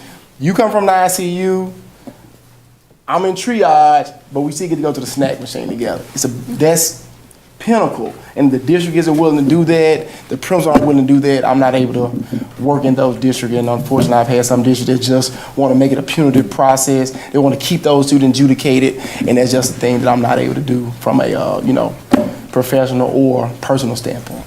Okay. Thank you. Other questions from board members? Ms. Calloway. Tell me, how is this going to affect the various career paths that we are already working on currently? I can speak to how it affects the career paths in other districts. It enhances. A lot of students that are in this program, they want to be barbers or carpenters or doctors or dentists, but the fact that they can get to a graduation point, perfect example, I had a student last year, I'm not going to say any names, in a REACH program. When he first got started, just to be honest with you, he was involved in an organization that, how can I say this? Very good. Yeah, that, okay? He was involved in an organization that like different colors and don't like other colors. He won a poetry contest last year because he started writing because he really had a connection with his English teacher. Now he's in a technical school learning diesel mechanics. Now, that may not sound large on a bigger spectrum, but that is a student that we know was already in juvenile justice system at 13, and now with 19, he's on track. And he's also a pinnacle for that school because he can go into the neighborhood and tell them to come over here and do this, it works, where I can't. So it helps in that sense because we're going to pour into whatever you already have and add those students to what they're already doing in the career path. And the thing is, how do we make sure they have a career path? Because we know if they don't graduate, they're probably not leaving the community. I'm just going off the data. And if they have a path out, if they can be viable, tax-paying, voting citizens and be a part of the community. So April 15th means something to them too, because it means a lot to us. But if you don't graduate high school, you have no idea what April, I tell my children all the time, April 15th is the grown person date. Every grown person knows what that means. You get grown, you know what April 15th is. You might not know as a child, but as soon as you get grown, you're like, oh, I know what that is. Especially if it's your birthday. So anyway, but it should pour. That's a long answer. I'm sorry, but it pours into that. But I'm just passionate about it. This is what I do. It's what I love to do, and I love to see change in communities. Yes, ma'am. Another question, Ms. Calloway? Did you have any other question?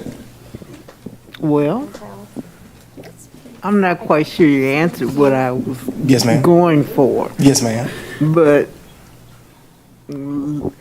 let me give it some Yes, ma'am. more thought. Okay. Yes, ma'am. Because I like the general idea where you're going. Yes, ma'am. But like, for instance, we have some programs already where you are going into a career path. Let's say that if you wanted to go into carpentry. Yes. Okay? And so you would have to have a person that is going through your path, and then you would have to be going. Oh, I can answer that question. See there? Yes, Ms. Calloway, to answer your question, yes, if a student is already a CCT technical student, that student continues on their graduation path. So if you are in barbering, carpentry, cosmetology, you're once again getting, it's not a Reach Academy diploma, they're getting a Little Rock School District diploma that's going to be tied to one of the 5 traditional high schools here. So they're getting the same diploma that every other student is getting.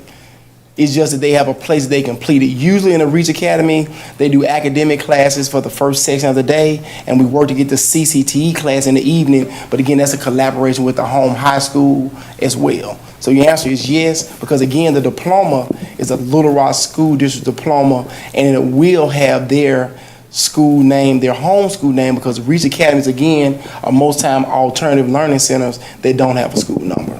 I hope that was clarified.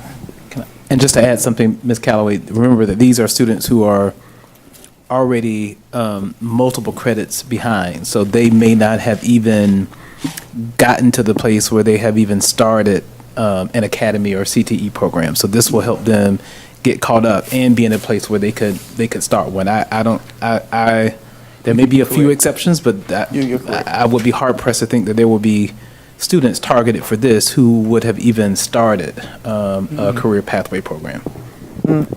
I think that's my concern is like, I like the concept, but and you know, getting out of school and whatnot, but see, like graduating from high school and you don't have training for a job, and that's really what we're going, or what a job for me when I got out of high school was to go to college, okay? Some people were, when they graduated from high school, they became barbers or cosmetologists or whatever. And I think that's where I'm going with this. Yes, ma'am. And, but I'm just really, I like what you're saying. Yes, ma'am. But I just really want to make sure that they have a career path. Yes, ma'am. And that's the career in tech in me. Thank you, all board members, for working with us on having a few questions and giving other folks chances. But I want to make sure we don't miss anybody, or there's a question unanswered while Mr. Walker's here. Anything else? All right. I think it should be highlighted just real quickly, some of the stuff we got in our packet, that the cost of this program is $55,500 per year. I didn't hear that in the presentation, but I think it'd probably be worthwhile to the public to consume that. And Dr. Wright, the intent is that this will be on the agenda as an action item in 2 weeks. Is that correct? That's correct. Okay. All right. Okay. All right, thank you, Mr. Walker. Thank you so much. Appreciate your Thank you time. very much. Thank you. All right, board members, we're going to move on, and if we're not done by 7:30, we're going to take a stretch break at 7:30. But we're going to move on to the summer school presentation. Dr. Wright.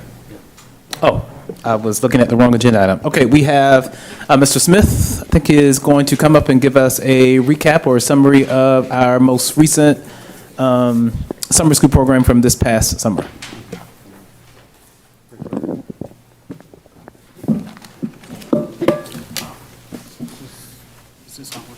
Mr. Walker.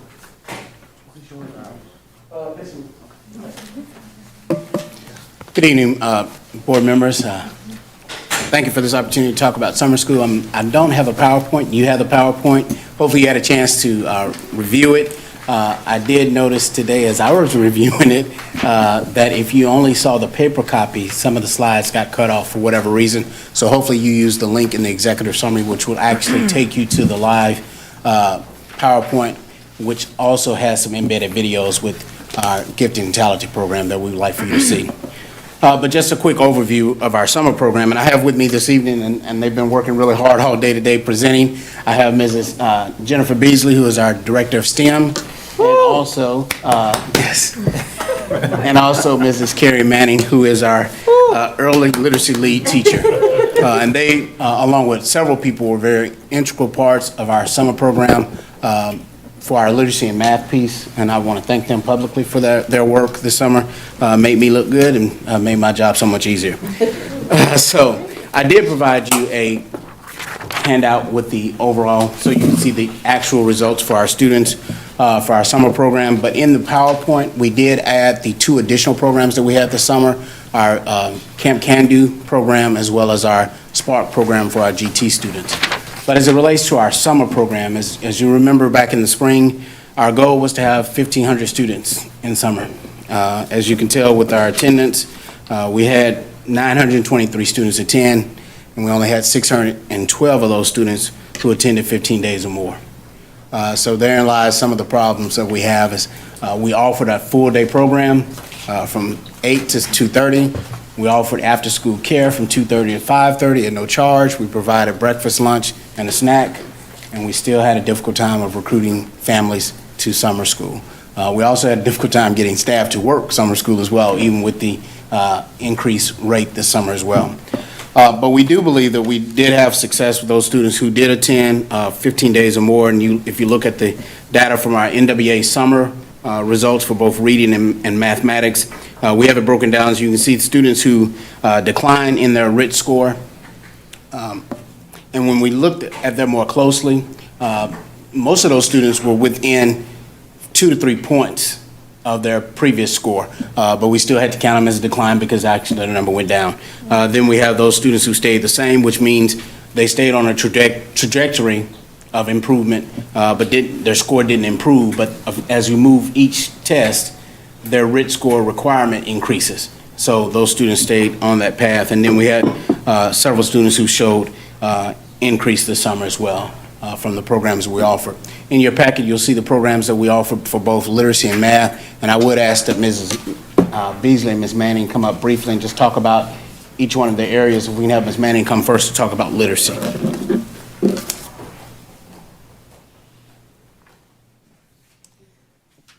Hi. As you know, the literacy program was a pilot for the community schools or community after-school programs that we're going to be working with this year. So we chose different curriculum than we use in the classroom. We chose the 95% group, remediation and booster series for K2, and the multisyllabic routines, which are the 6-syllable types for decoding in the grades 3 through 5, and also added a vocabulary or morphology component on for 3 through 5 and concentrated on Latin roots. Latin roots are what we mainly need for academic language.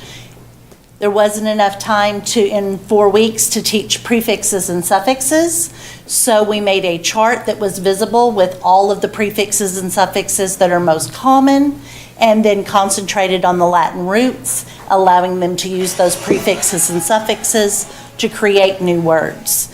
And we had third graders using words like trajectory within week 1.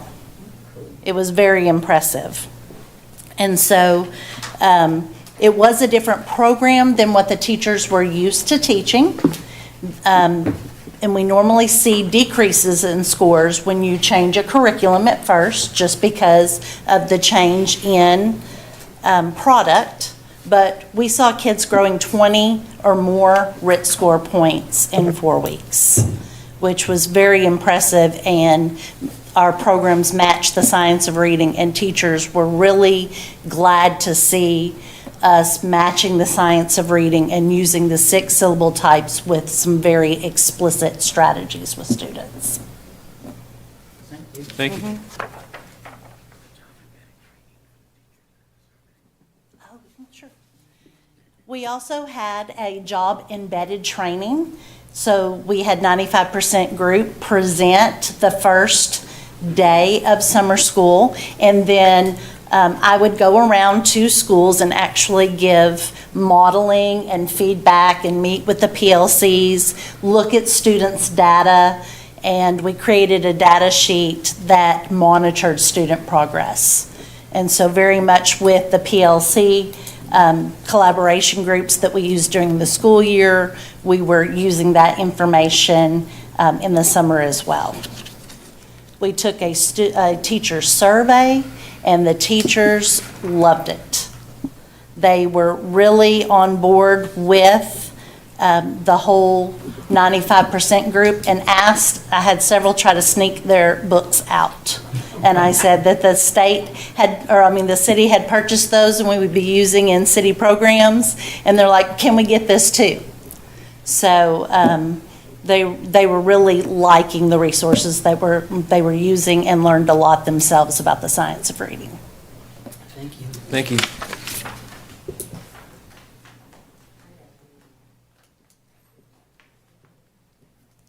Thank you for letting me speak tonight.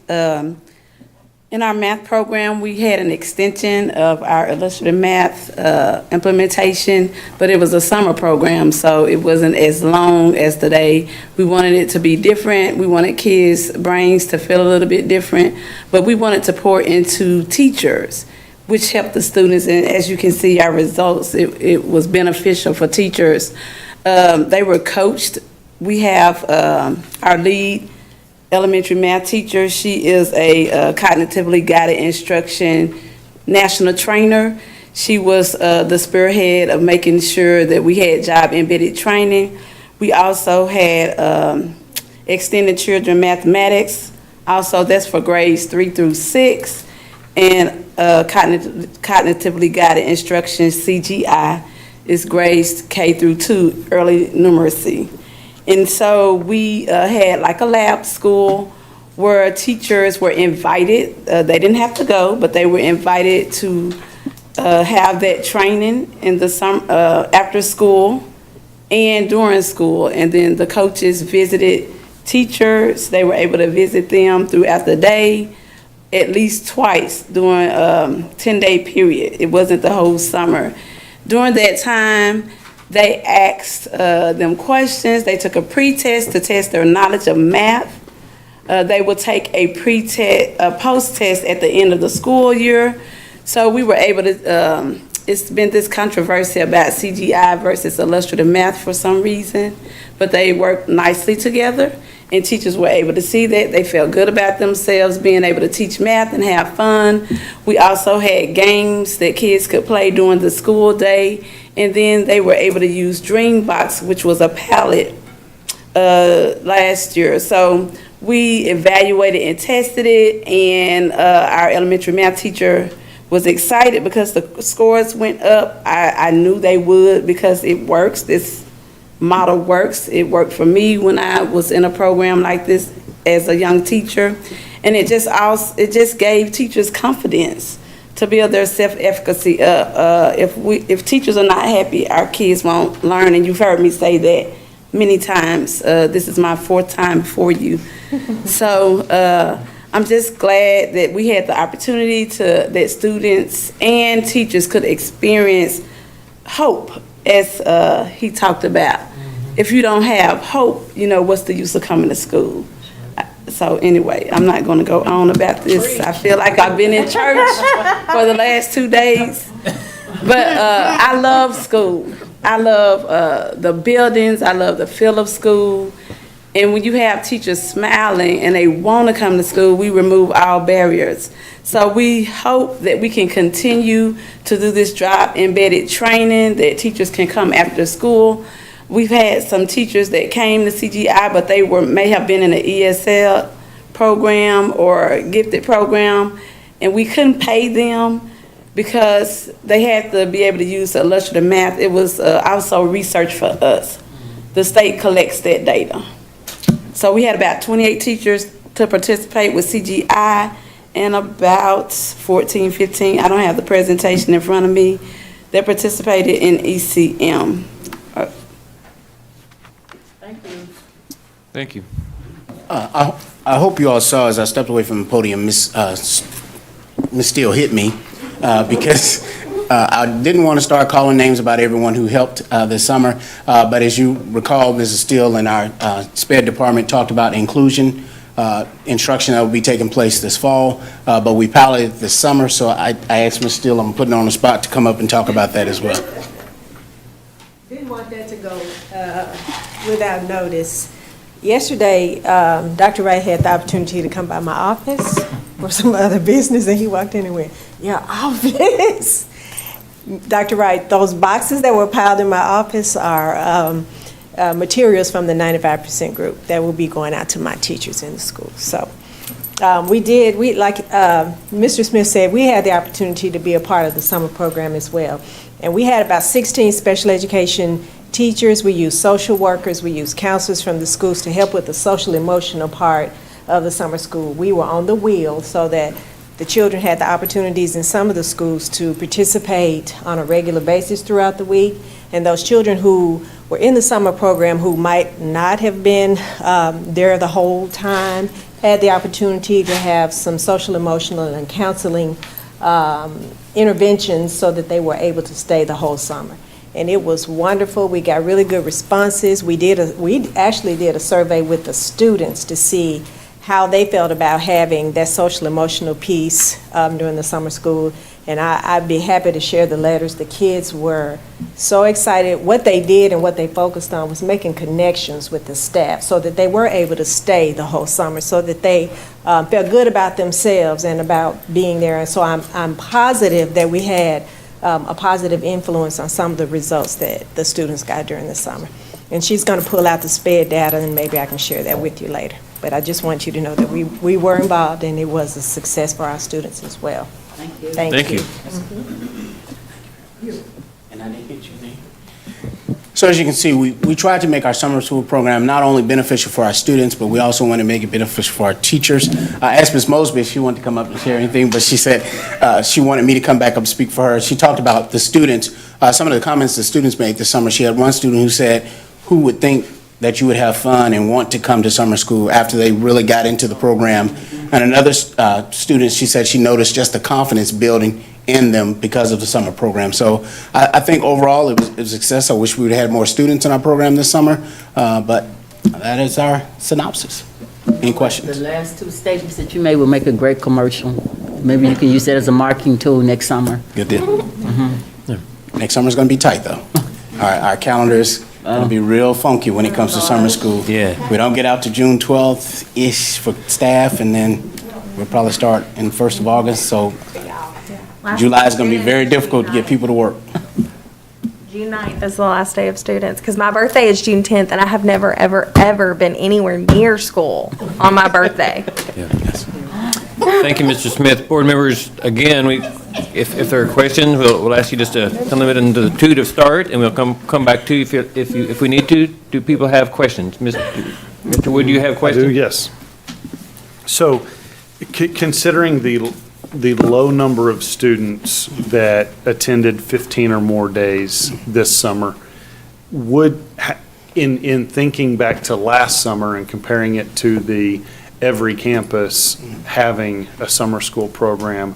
Would you consider going back to that model? I don't think that's sustainable for us. Okay, and how come?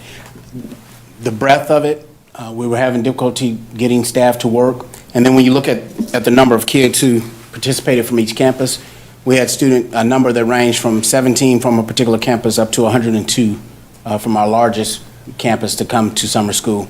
And then when you talk about trying to really monitor and manage 25 campuses in 20 days with the services that we provided this summer for our teachers with the job embedded training, the curriculum, cost prohibitive and cost, I can't get it out. But it would just be a lot to manage for a 20-day program. Follow up to that, as opposed to it being a separate question. I have to push back a little bit on the cost prohibitive. We have $1 billion or something like that to spend on summer school if we need to address learning loss. So I'd love for us to kind of forget that part of the equation. But I mean, last summer there was a much larger participation than 612. I believe it was almost double that. Yes, we're about 1150. And a better response from the staff to be a part of that. It just makes me wonder if when you go into the individual campuses and have this, it's a community already, and you're asking the staff to work with kids that they're familiar with and that they know, and you're asking kids to come back to a place that they are familiar with and be in classrooms with teachers they're familiar with. It seemed, I'm just a guy that volunteers time on the school board, but it seems to me to make sense that is comfortable for both staff and students. And I would love for y'all to explore the ideas and even, surveys about if it were at your child's campus, if it were at your work assignment campus, would you participate? Because it seems to me that last summer we had a much larger participation rate on both people that we're trying to attract to this, and I'd love for that consideration to be there.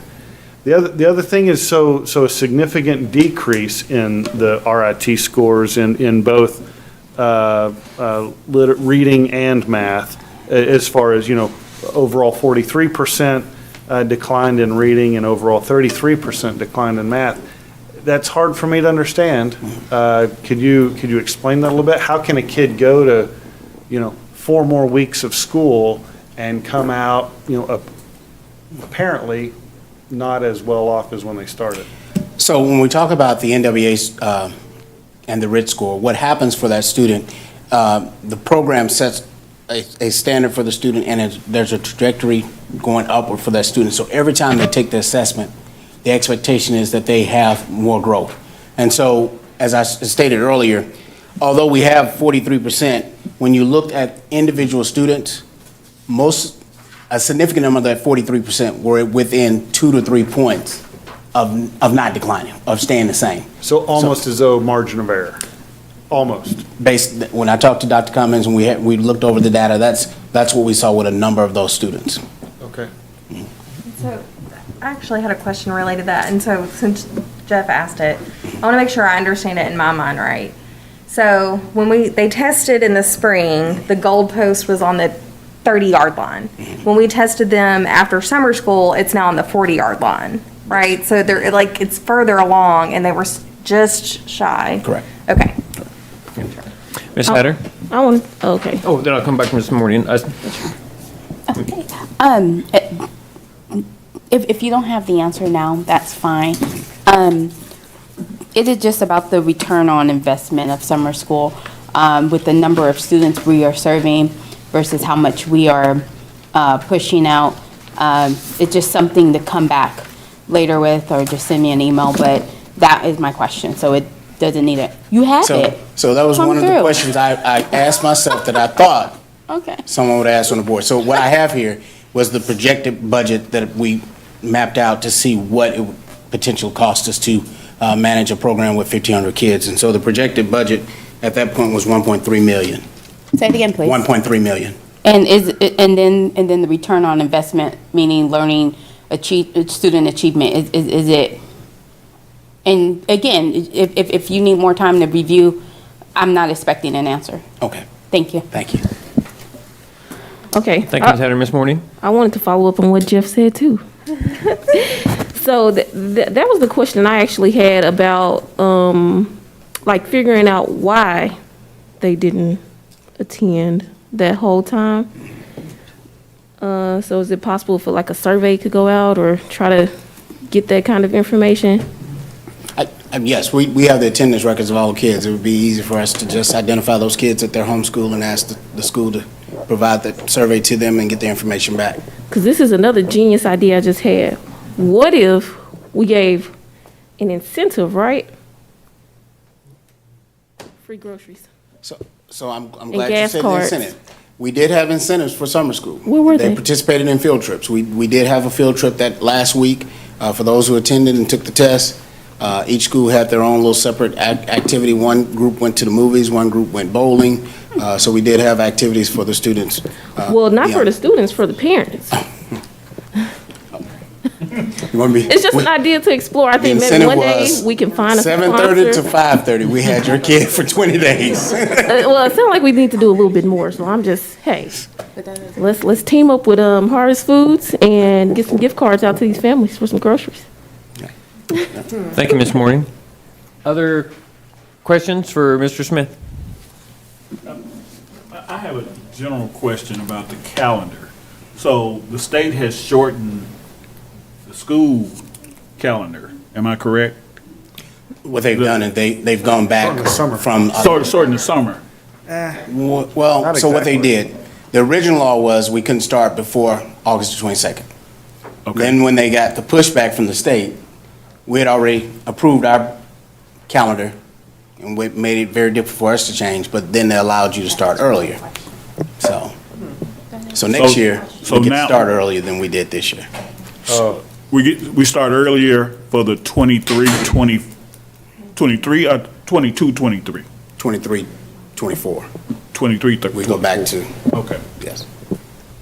So that will shorten the summer for us next year because we don't get out until June and then come back 1st of August. So, and I'm just, I'm just thinking outside the box. Sometimes I do that. Just, it may behoove us to be quarterly instead of 2 semesters. Maybe we should go quarters. And have a fall break. Year round. I was extended year principal and it was a wonderful calendar. Ms. Johnson? No, I'm fine. Okay. Any other questions? I have more questions, discussion about it. How would you characterize summer school this year? Would you characterize it as a success? For those students who attended, yes. And for our staff who participated in it as well. Fair enough. Would you, okay. I feel a heaviness, though, that when 70% of our students are not ready or exceeding in reading, and we positively affected 300 kids in reading in our summer school program and spent $1.3 million, I feel like this is begging us to reimagine summer school, that we have got to find an urban school district in America that has a successful summer school program, and think outside the box, because we have heavy lifting to do to improve our reading scores.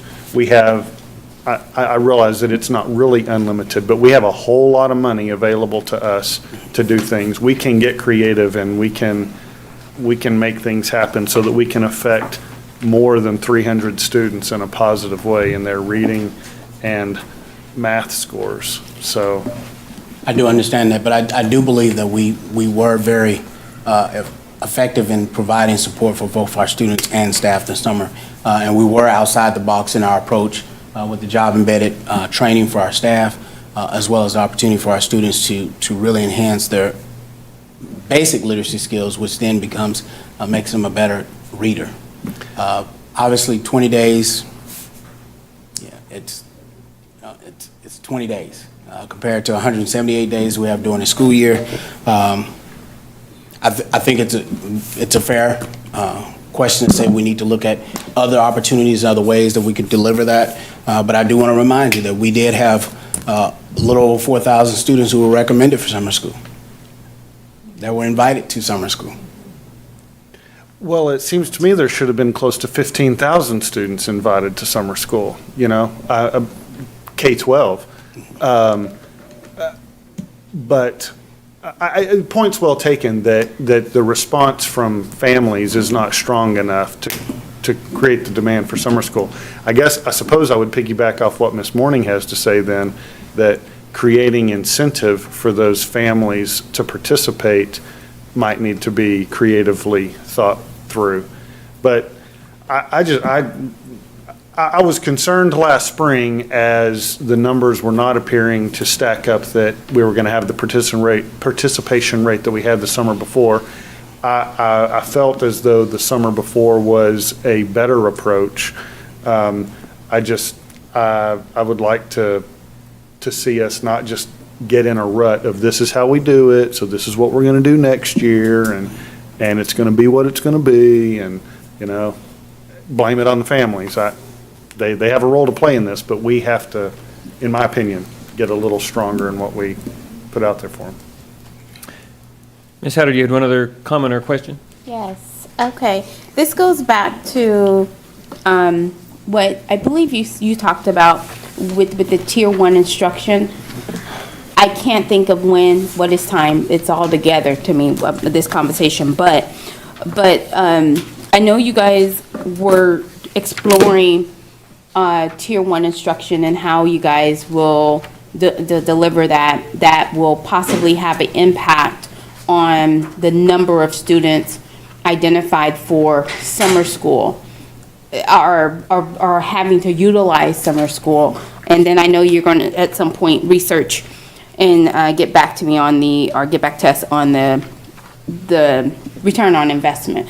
So, and then this is only for K-5, correct? Is what we're talking about? Because yes. High school, it pretty much is self-explanatory. Correct. You know what that's about. So, when, and if you don't have the answer for it, that's fine.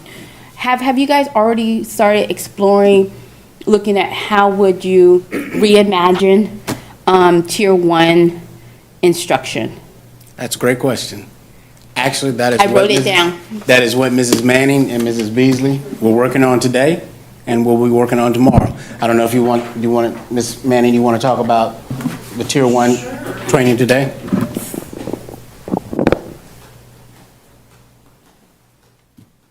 All summer, I have been working on the Tier 1 reading pilot program with 4 schools, Washington, Stevens, Baseline, and Watson. And we are reimagining how we teach phonemic awareness and how we're teaching the phonics. We have hired a teacher to teach those K and 1 classrooms. And today, with my group, I looked at phonemic awareness and how we were going to change phonemic awareness. We know that Haggerty is practice. It's a spiral review. Every day they're going through all of the standards that they may need by the end of the year, but there's no multisensory piece in it, and students need to be able to push up sounds. So we talked about moving from a multisensory approach to the knowledge stage where they're using hand motions, which is what Haggerty does, and then moving to an automatic approach where they can answer in 3 seconds because their brain is so automatic with that their working memory is not taxed. And what we have right now with Haggerty is we're working to that knowledge stage, but that working memory is still being so hard on itself that it's hard to put something new in. We want it to be automatic for students so they can take on that next level. And with the phonics, which we're talking about tomorrow, they're going to get some changes with the Foundations program. We're going to look at heart words instead of trick words, which are words that make a different sound than what you would expect them to, and you have to know that in your heart. So we put a heart around those letters, and we practice why irregular words look different than words that are decodable, instead of just flashcards, because we've learned that words are not stored by sight, they're stored by sound.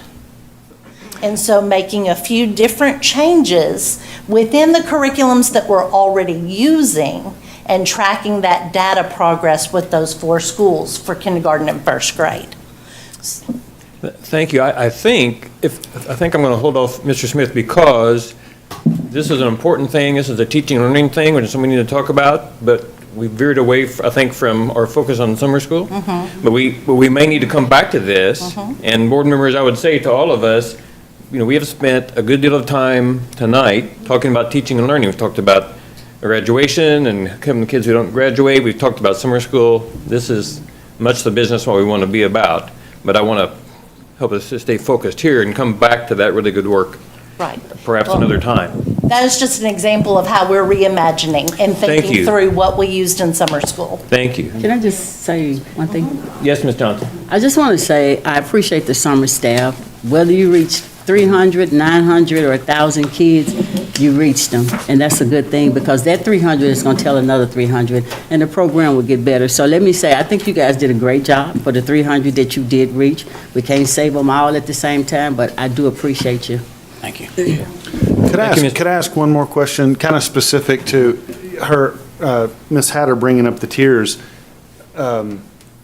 In the summer school program, how much Tier 1 versus Tier 2 versus Tier 3 instruction occurred? So our approach, it's more of Tier 1 and Tier 2. Okay. Because we had smaller groups. The teachers were able to have the rotation centers in the class where they could pull that small group of kids and students and really provide that real-time intervention for that student before they moved on to the next lesson. So you saw a lot of combination of Tier 1 and Tier 2 in summer school. Okay, any Tier 3? We did have students that had to be pulled one-on-one, yes, by the teacher. Okay. Thank you. Thank you, Mr. Smith. Thank you. Board members, we were going to take a break, and I'm still open to taking a break right now. However, our superintendent has highlighted to me that it's possible that we could move. We have 3 action items here that there were no questions sent in about ahead of time. And so if it's possible that we could move very quickly on them. So I'm willing to give that a try. Do y'all think we can do that? Yes. Yes. Okay, then let's ready. do that. Then let's take the Juneteenth holiday Monday. We have that recommended to make that. Is it all right if I say that, Dr. Riley? That's a recommended that we adjust the calendar so that it's recognized as a holiday for our district. We have a motion in front of you to that effect. Is there a pleasure of the board to take action on that item? Sorry, I don't have mine. I like the motion. Do you have it? Yeah. Okay. I move that the LRSD School Board approve the LRSD Administration's recommendation to adjust the 2022-2023 calendar to instate Monday, June 19th, 2023 as a paid holiday for the Little Rock School District. Second. All right, I heard the motion from Mr. Wilson. Directors. And I heard a strong second from Ms. Hatter, Ms. Johnson on that motion. Any discussion? Hearing none, all in favor to approve the recommendation to make Juneteenth a paid holiday for our school district, please say aye. Aye. Any opposed? Motion passes. This next item is an MOU between the City of Little Rock and Little Rock School District about social workers at Stevens School with the grant project. Do you want to make any other comment on that, Dr. Wright? No. Leanne told me no, so no. We don't need it. All right. That motion, that recommendation is before us, board members. Is there anybody who would like to respond to that recommendation? Yeah, I move that the LRSD school board approve the memorandum of understanding between LRSD and the city of Little Rock for the full time, is that No. proper? No, it That's the wrong says, one? I move that the LRSD school board approve the memorandum of understanding between LRSD and the city. Do you have that one? Yeah, that's what I was reading. Okay, amen. Oh, for fulfill? Fulfill the Bryan Criminal Justice Innovation Program grant. Second. All right, the motion by Mr. Mason, second by Ms. Hatter to approve the memorandum of understanding. Is there, regarding social workers at Stevens Elementary under the Burn Criminal Justice Grant, any discussion there? Hearing none, all in favor to approve that memorandum of understanding, please say aye. Aye. Any opposed? Motion passes. The last item is a proximity learning for special education resource teachers. Dr. Wright, would you like to make a comment there? Ms. Wilson, may I make a comment? Permission given, is it? Thank you. Is it? We are again bringing an item to address some challenges that we have had with hiring, recruiting some of our special ed resource teacher positions, just as we had to pilot the proximity learning with Mapleville Middle a couple of weeks ago. I think we had about 18 SPED resource teacher positions that we, across multiple schools, that we have not been able to fill. We have made some progress, but we still have some needs at 3 schools, Cloverdale Middle, Pinnacle View Middle, and J.A. Fair. J.A. Fair. And Pulaski Heights instead of Pinnacle. I'm sorry, that's supposed to be Pulaski Heights, not Pinnacle View. So those are the 3 schools that we want to partner with Proximity Learning to provide virtual resource teachers to be able to provide direct instruction to some of our students with IEPs who require pull-out. Okay. Okay. I move that, oh, sorry, Chair. Go ahead. I move that the LRSD school board approve the partnership with Proximity, excuse me, Learning for the 22-23 school year to fulfill special education resource teachers that the district has not been able to fill at Cloverdale, J. Fair, Pulaski Heights Middle. Amen. I third, I second. Thank you, Ms. Hatter, for that motion, and Ms. Johnson for that second. So is there a discussion about that motion? Hearing none, then all in favor? Yes, One sir. question. Mr. Mason. There are individuals in, I know this is for special education, and this is virtual. There are going to be individuals in the classroom. Facilitators in the classroom with them, yes. Okay. We've identified facilitators in all the classrooms that will be there, and we've also made provisions for substitutes when there are teachers who can't be there and so forth, yes. Thank you. Thank you. Thank you. Any other question or comment? So this will be for the whole school year? Yes. Is that right? Yeah. Will we continue to advertise those positions, or will we just wait until next spring to begin a marketing effort? We will continue to, and we've had conversations with Proximity to make an addendum if we find teachers. Oh, okay. In December when they have graduates and so. Yeah. So I'm going to say that just for the purpose of our viewing audience, because of the microphone, Yes. that recruitment will continue for those Yes. positions, correct? Recruitment will continue, and yes, and we have an addendum with Proximity in case teachers are found, so that we can make an addendum to the contract. So that if a teacher is found, then we could. Yeah, like in We could have a December, we live have teacher and we graduates. could adjust that arrangement. Thank you. Yes. You wearing them 6-inch heels, huh? I was looking at her at the time she walked up and back.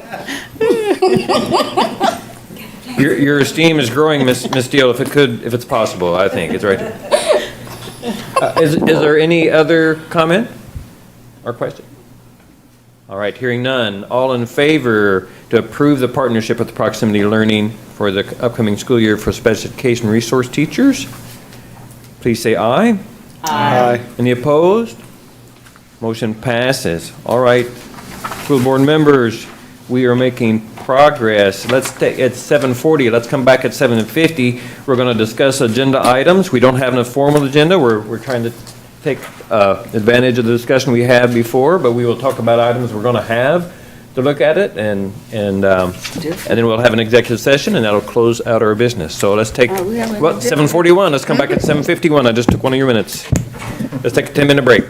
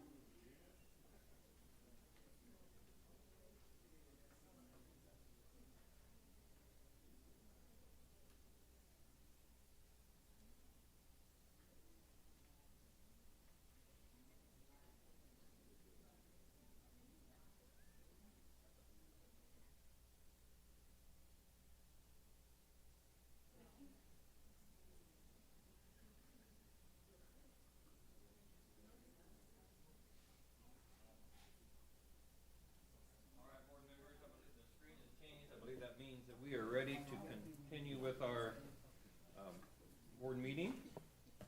And the next item is a review of the agenda, the draft agenda items for 2 weeks from now. In your packet, in your folder in front of you, there should be something that looks like this, that has a little green tag on it, or some kind of colored tag. Mine has a green one. You may have a different color. And so, Dr. Wright, would you like to walk us through some of the things that we've discussed? Sure. Testing. All right. So in front of you, you have a list of draft items for the board meeting on the 25th. So I'll just go through them very quickly, and then I guess afterwards, if there's conversation about whether we should take them off or leave them on or add others, we'll have that discussion. Right, and board members, just as a matter of point, so tonight, the idea is not to discuss these items. These are the items that, if we have on the agenda, we'll discuss in 2 weeks. This is just, these are the things that we have talked about having on the agenda, and then if there's anything else that you feel like is really pressing that we have missed.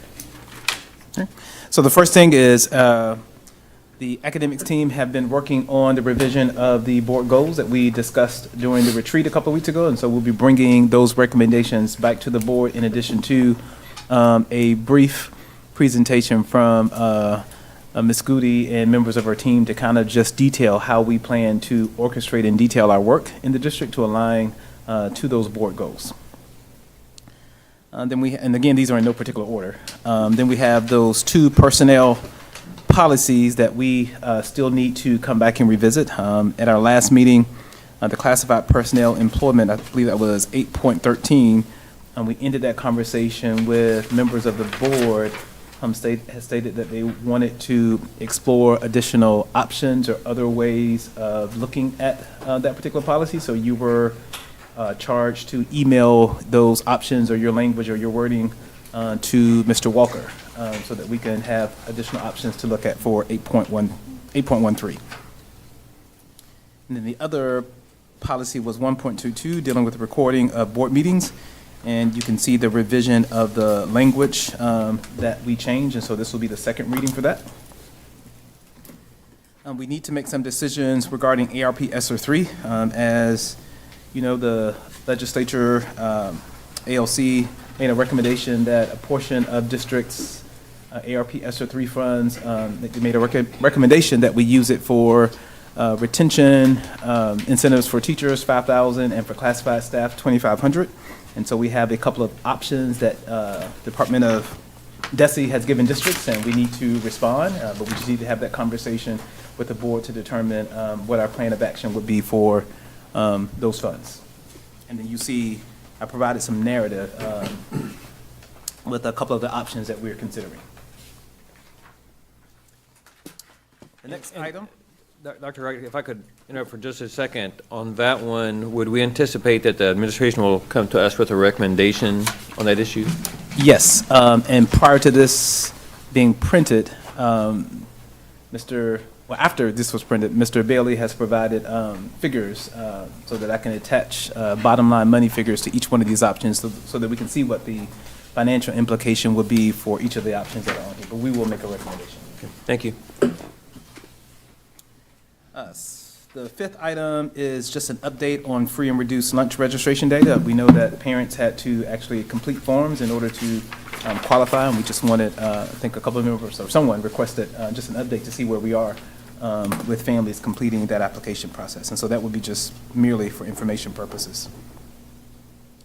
We have the budget approval, which traditionally comes up in September, which needs to be approved by October 1st. And so if there is any information that any board member needs or wants to request before Mr. Bailey does the budget presentation in September, just wanted to know what those requests were so that we can take care of those prior to the presentation in September.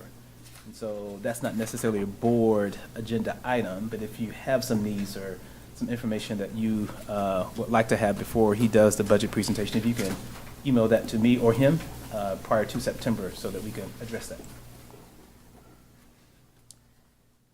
We have a couple of things that will be on consent. The Walker Wise Group and the ACC restructuring proposal that we heard today.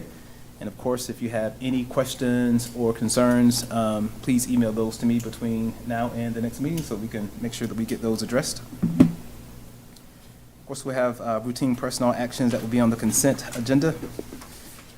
The next one is around renewable energy. And so we are scheduled to bring proposals to the board to consider in September. But and I don't know if Mr. Bill, well, we're not discussing these items now, but I know he and members of his team have been having conversations with some energy consultants. And we would like those energy consultants to, I believe they're from Arkansas Energy and Environment, to come and present to the board, because we probably need clarity on a couple of things. Are we looking to seek renewable energy or solar projects for the purpose of reducing costs, or are we doing it for sustainability purposes? And depending upon the purpose, it has implications.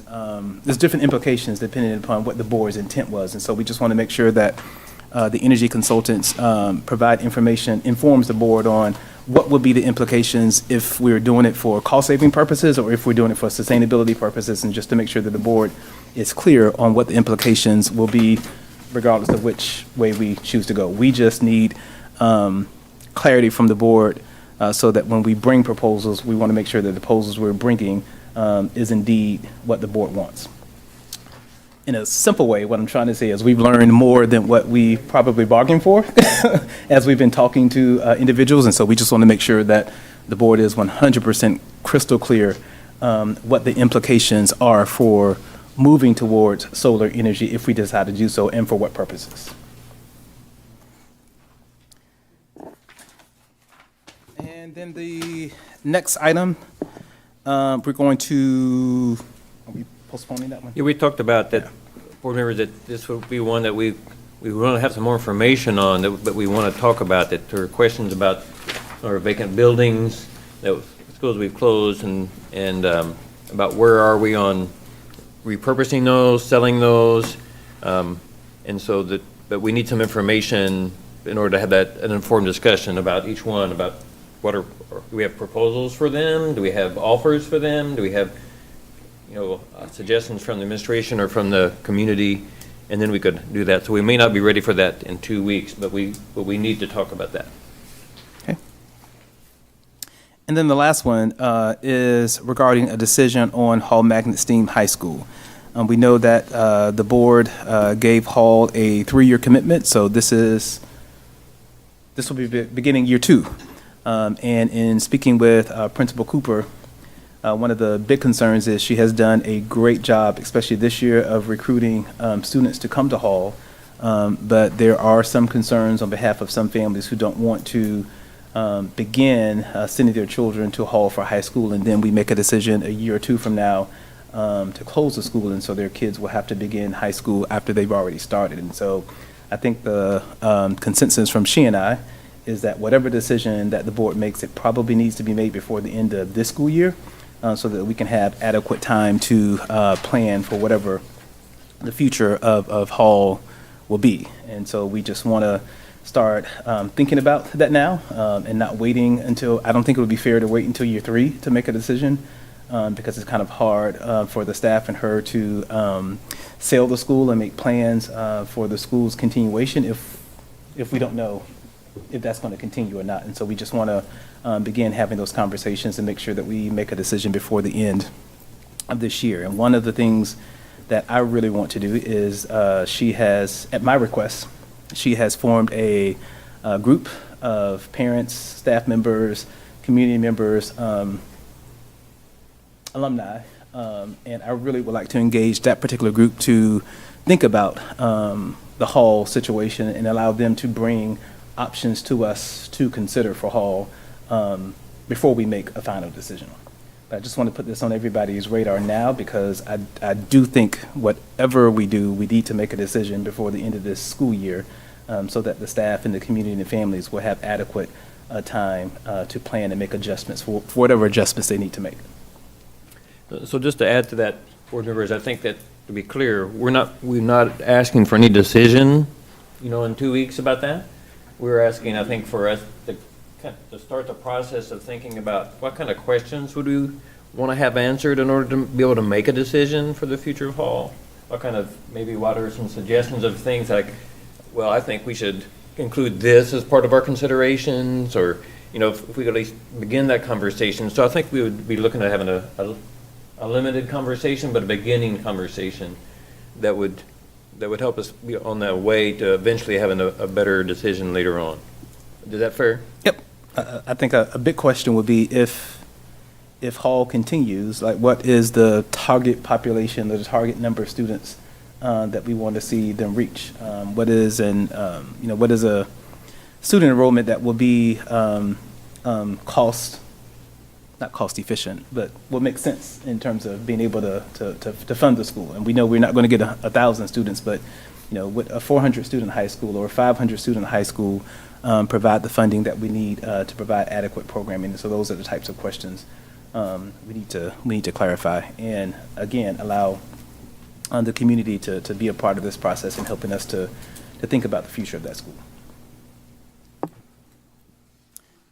Those are the items that we have on our draft agenda. Not sure if there are others that we need to consider. Okay. Ms. Hatter? I just have a quick statement, particularly about Hall. The commitment, the 3-year commitment wasn't foreclosure. It was a 3-year investment because the other 4 options would have been, 3 options would have been closure, but the 3-year commitment was more for the for the planning and the financial piece of it. And so like closure was taken off the table. The question that was left on the table was what does Hall look like? And then the other piece, just point of reference, is that it was stated, it was always stated that like Hall would be a small high school, meaning that it will have about 600 students. And so the conversation of closure was taken off the table. The 5 options that we was given was to, and I could share those 5 options with you later, but 3 of them was one of them was an immediate close, the other 2 was a slow close, 1 was a 9th grade academy, and then the other one was leave it as is, and then that will have a 3-year commitment. And that is right when the planning and everything was supposed to have been taking place for what Hall will look like. Just some background. Okay. That's all I got. Thank you. Any other comment or suggestion for the agenda? Would an update regarding the teacher salary increases be appropriate? Yes, and I forgot that because we just had a conversation about that prior to this list being completed. In conversations with Mr. Bailey, we think that we are at a position now that we will be able to move forward with phase 2 of the compensation plan, and so that maybe once I get final confirmation from Mr. Bailey, that may be on the agenda on the 25th for action. Mm-hmm. Okay. One other thing, I would like us to keep talking about school security issues, especially in light of the Arkansas School Safety Commission's report last week and the legislature's actions this week in creating the $50 million fund to provide additional security for schools. I would like to hear, an update from Mr. Self as to, with regard. Well, I want to leave it open-ended as much as possible, but, obviously I had some topics that I brought up a couple of months ago with regard to securing exterior doors, lockable classroom doors in every classroom. I have an urgency towards armed police officers, rather, at every campus. I understand that some of those things may be more approvable by the board than others, but I think that the conversation, I would like to see that continue until we have a final decision on those things. Mr. Chair, I have one more thing, and this is really the last thing. Okay. I'm making sure I'm looking at my little notes. with the discussion on the vacant properties, when will that come back? Because we did make a promise to the Meadow Cliff community not to have a vacant building sitting in the middle of that community to possibly become a hub for unsafe things. And so when will we have, when will this come back on the agenda?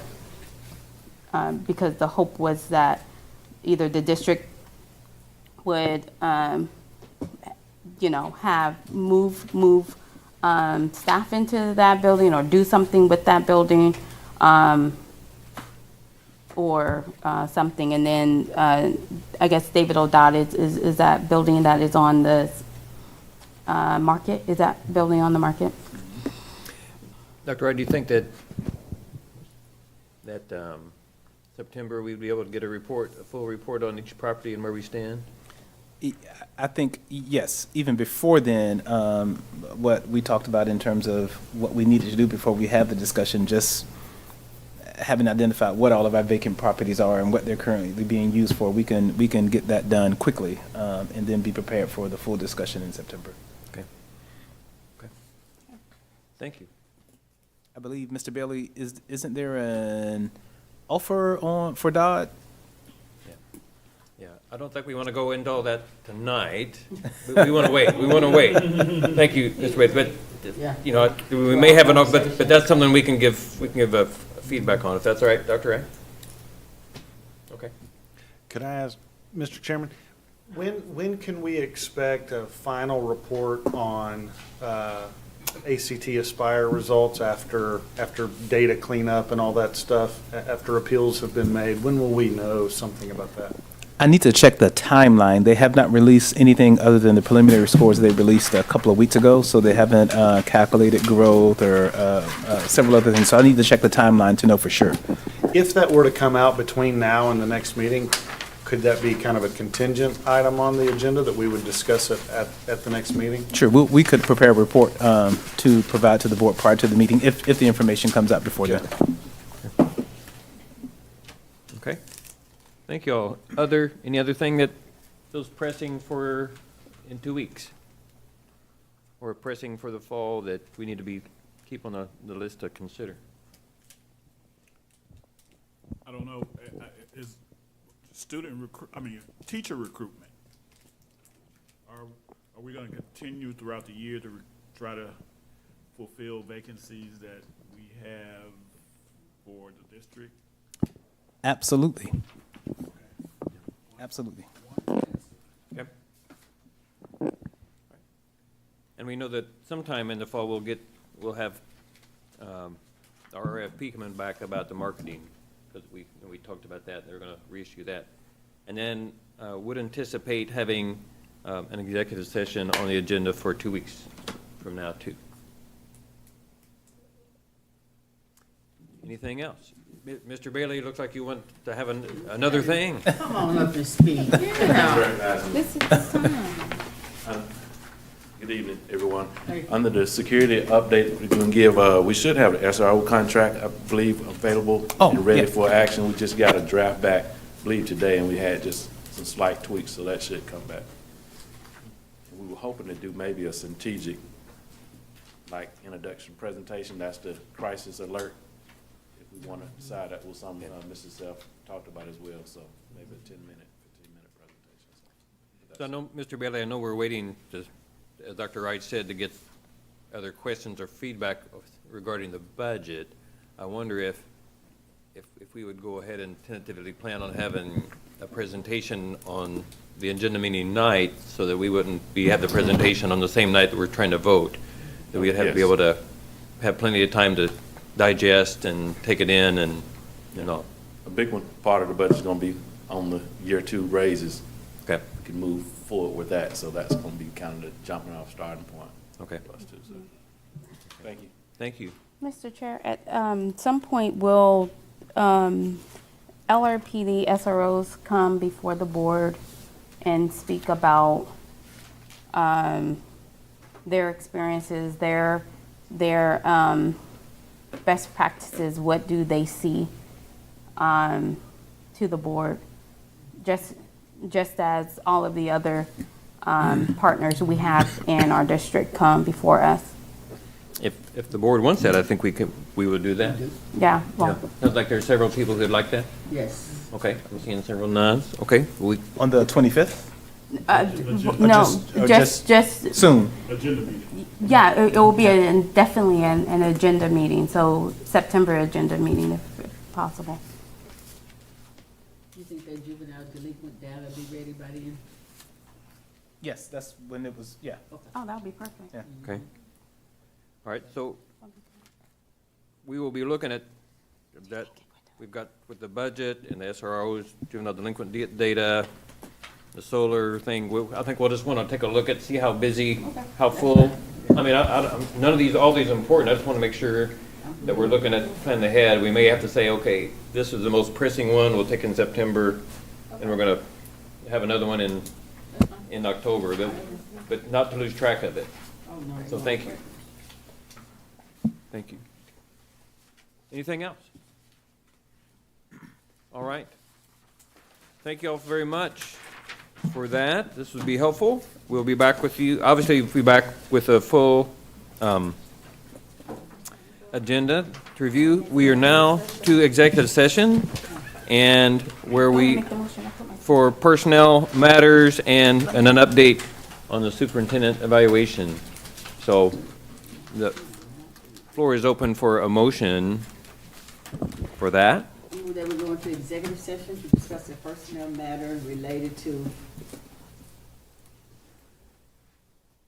Everything Mr. Adams Oh, just everything that Mr. Adams just said, so Yeah. superintendent evaluation. Right. And whatever he just said. Right, Yeah. and there's, yeah, and it'll be that, and there's another personnel matter also, so, Okay. yeah, I was halfway listening. it's two personnel matters, okay. yeah.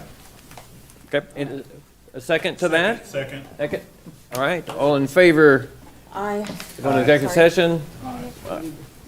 Anybody opposed? Then let's get up. We're gonna move and gonna go into We'll be that back in 3 room. minutes now.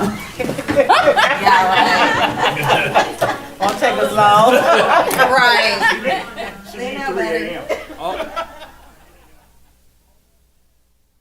The agenda, at least, at the moment, is board comments and then adjournments. That's all we anticipate, so there you go.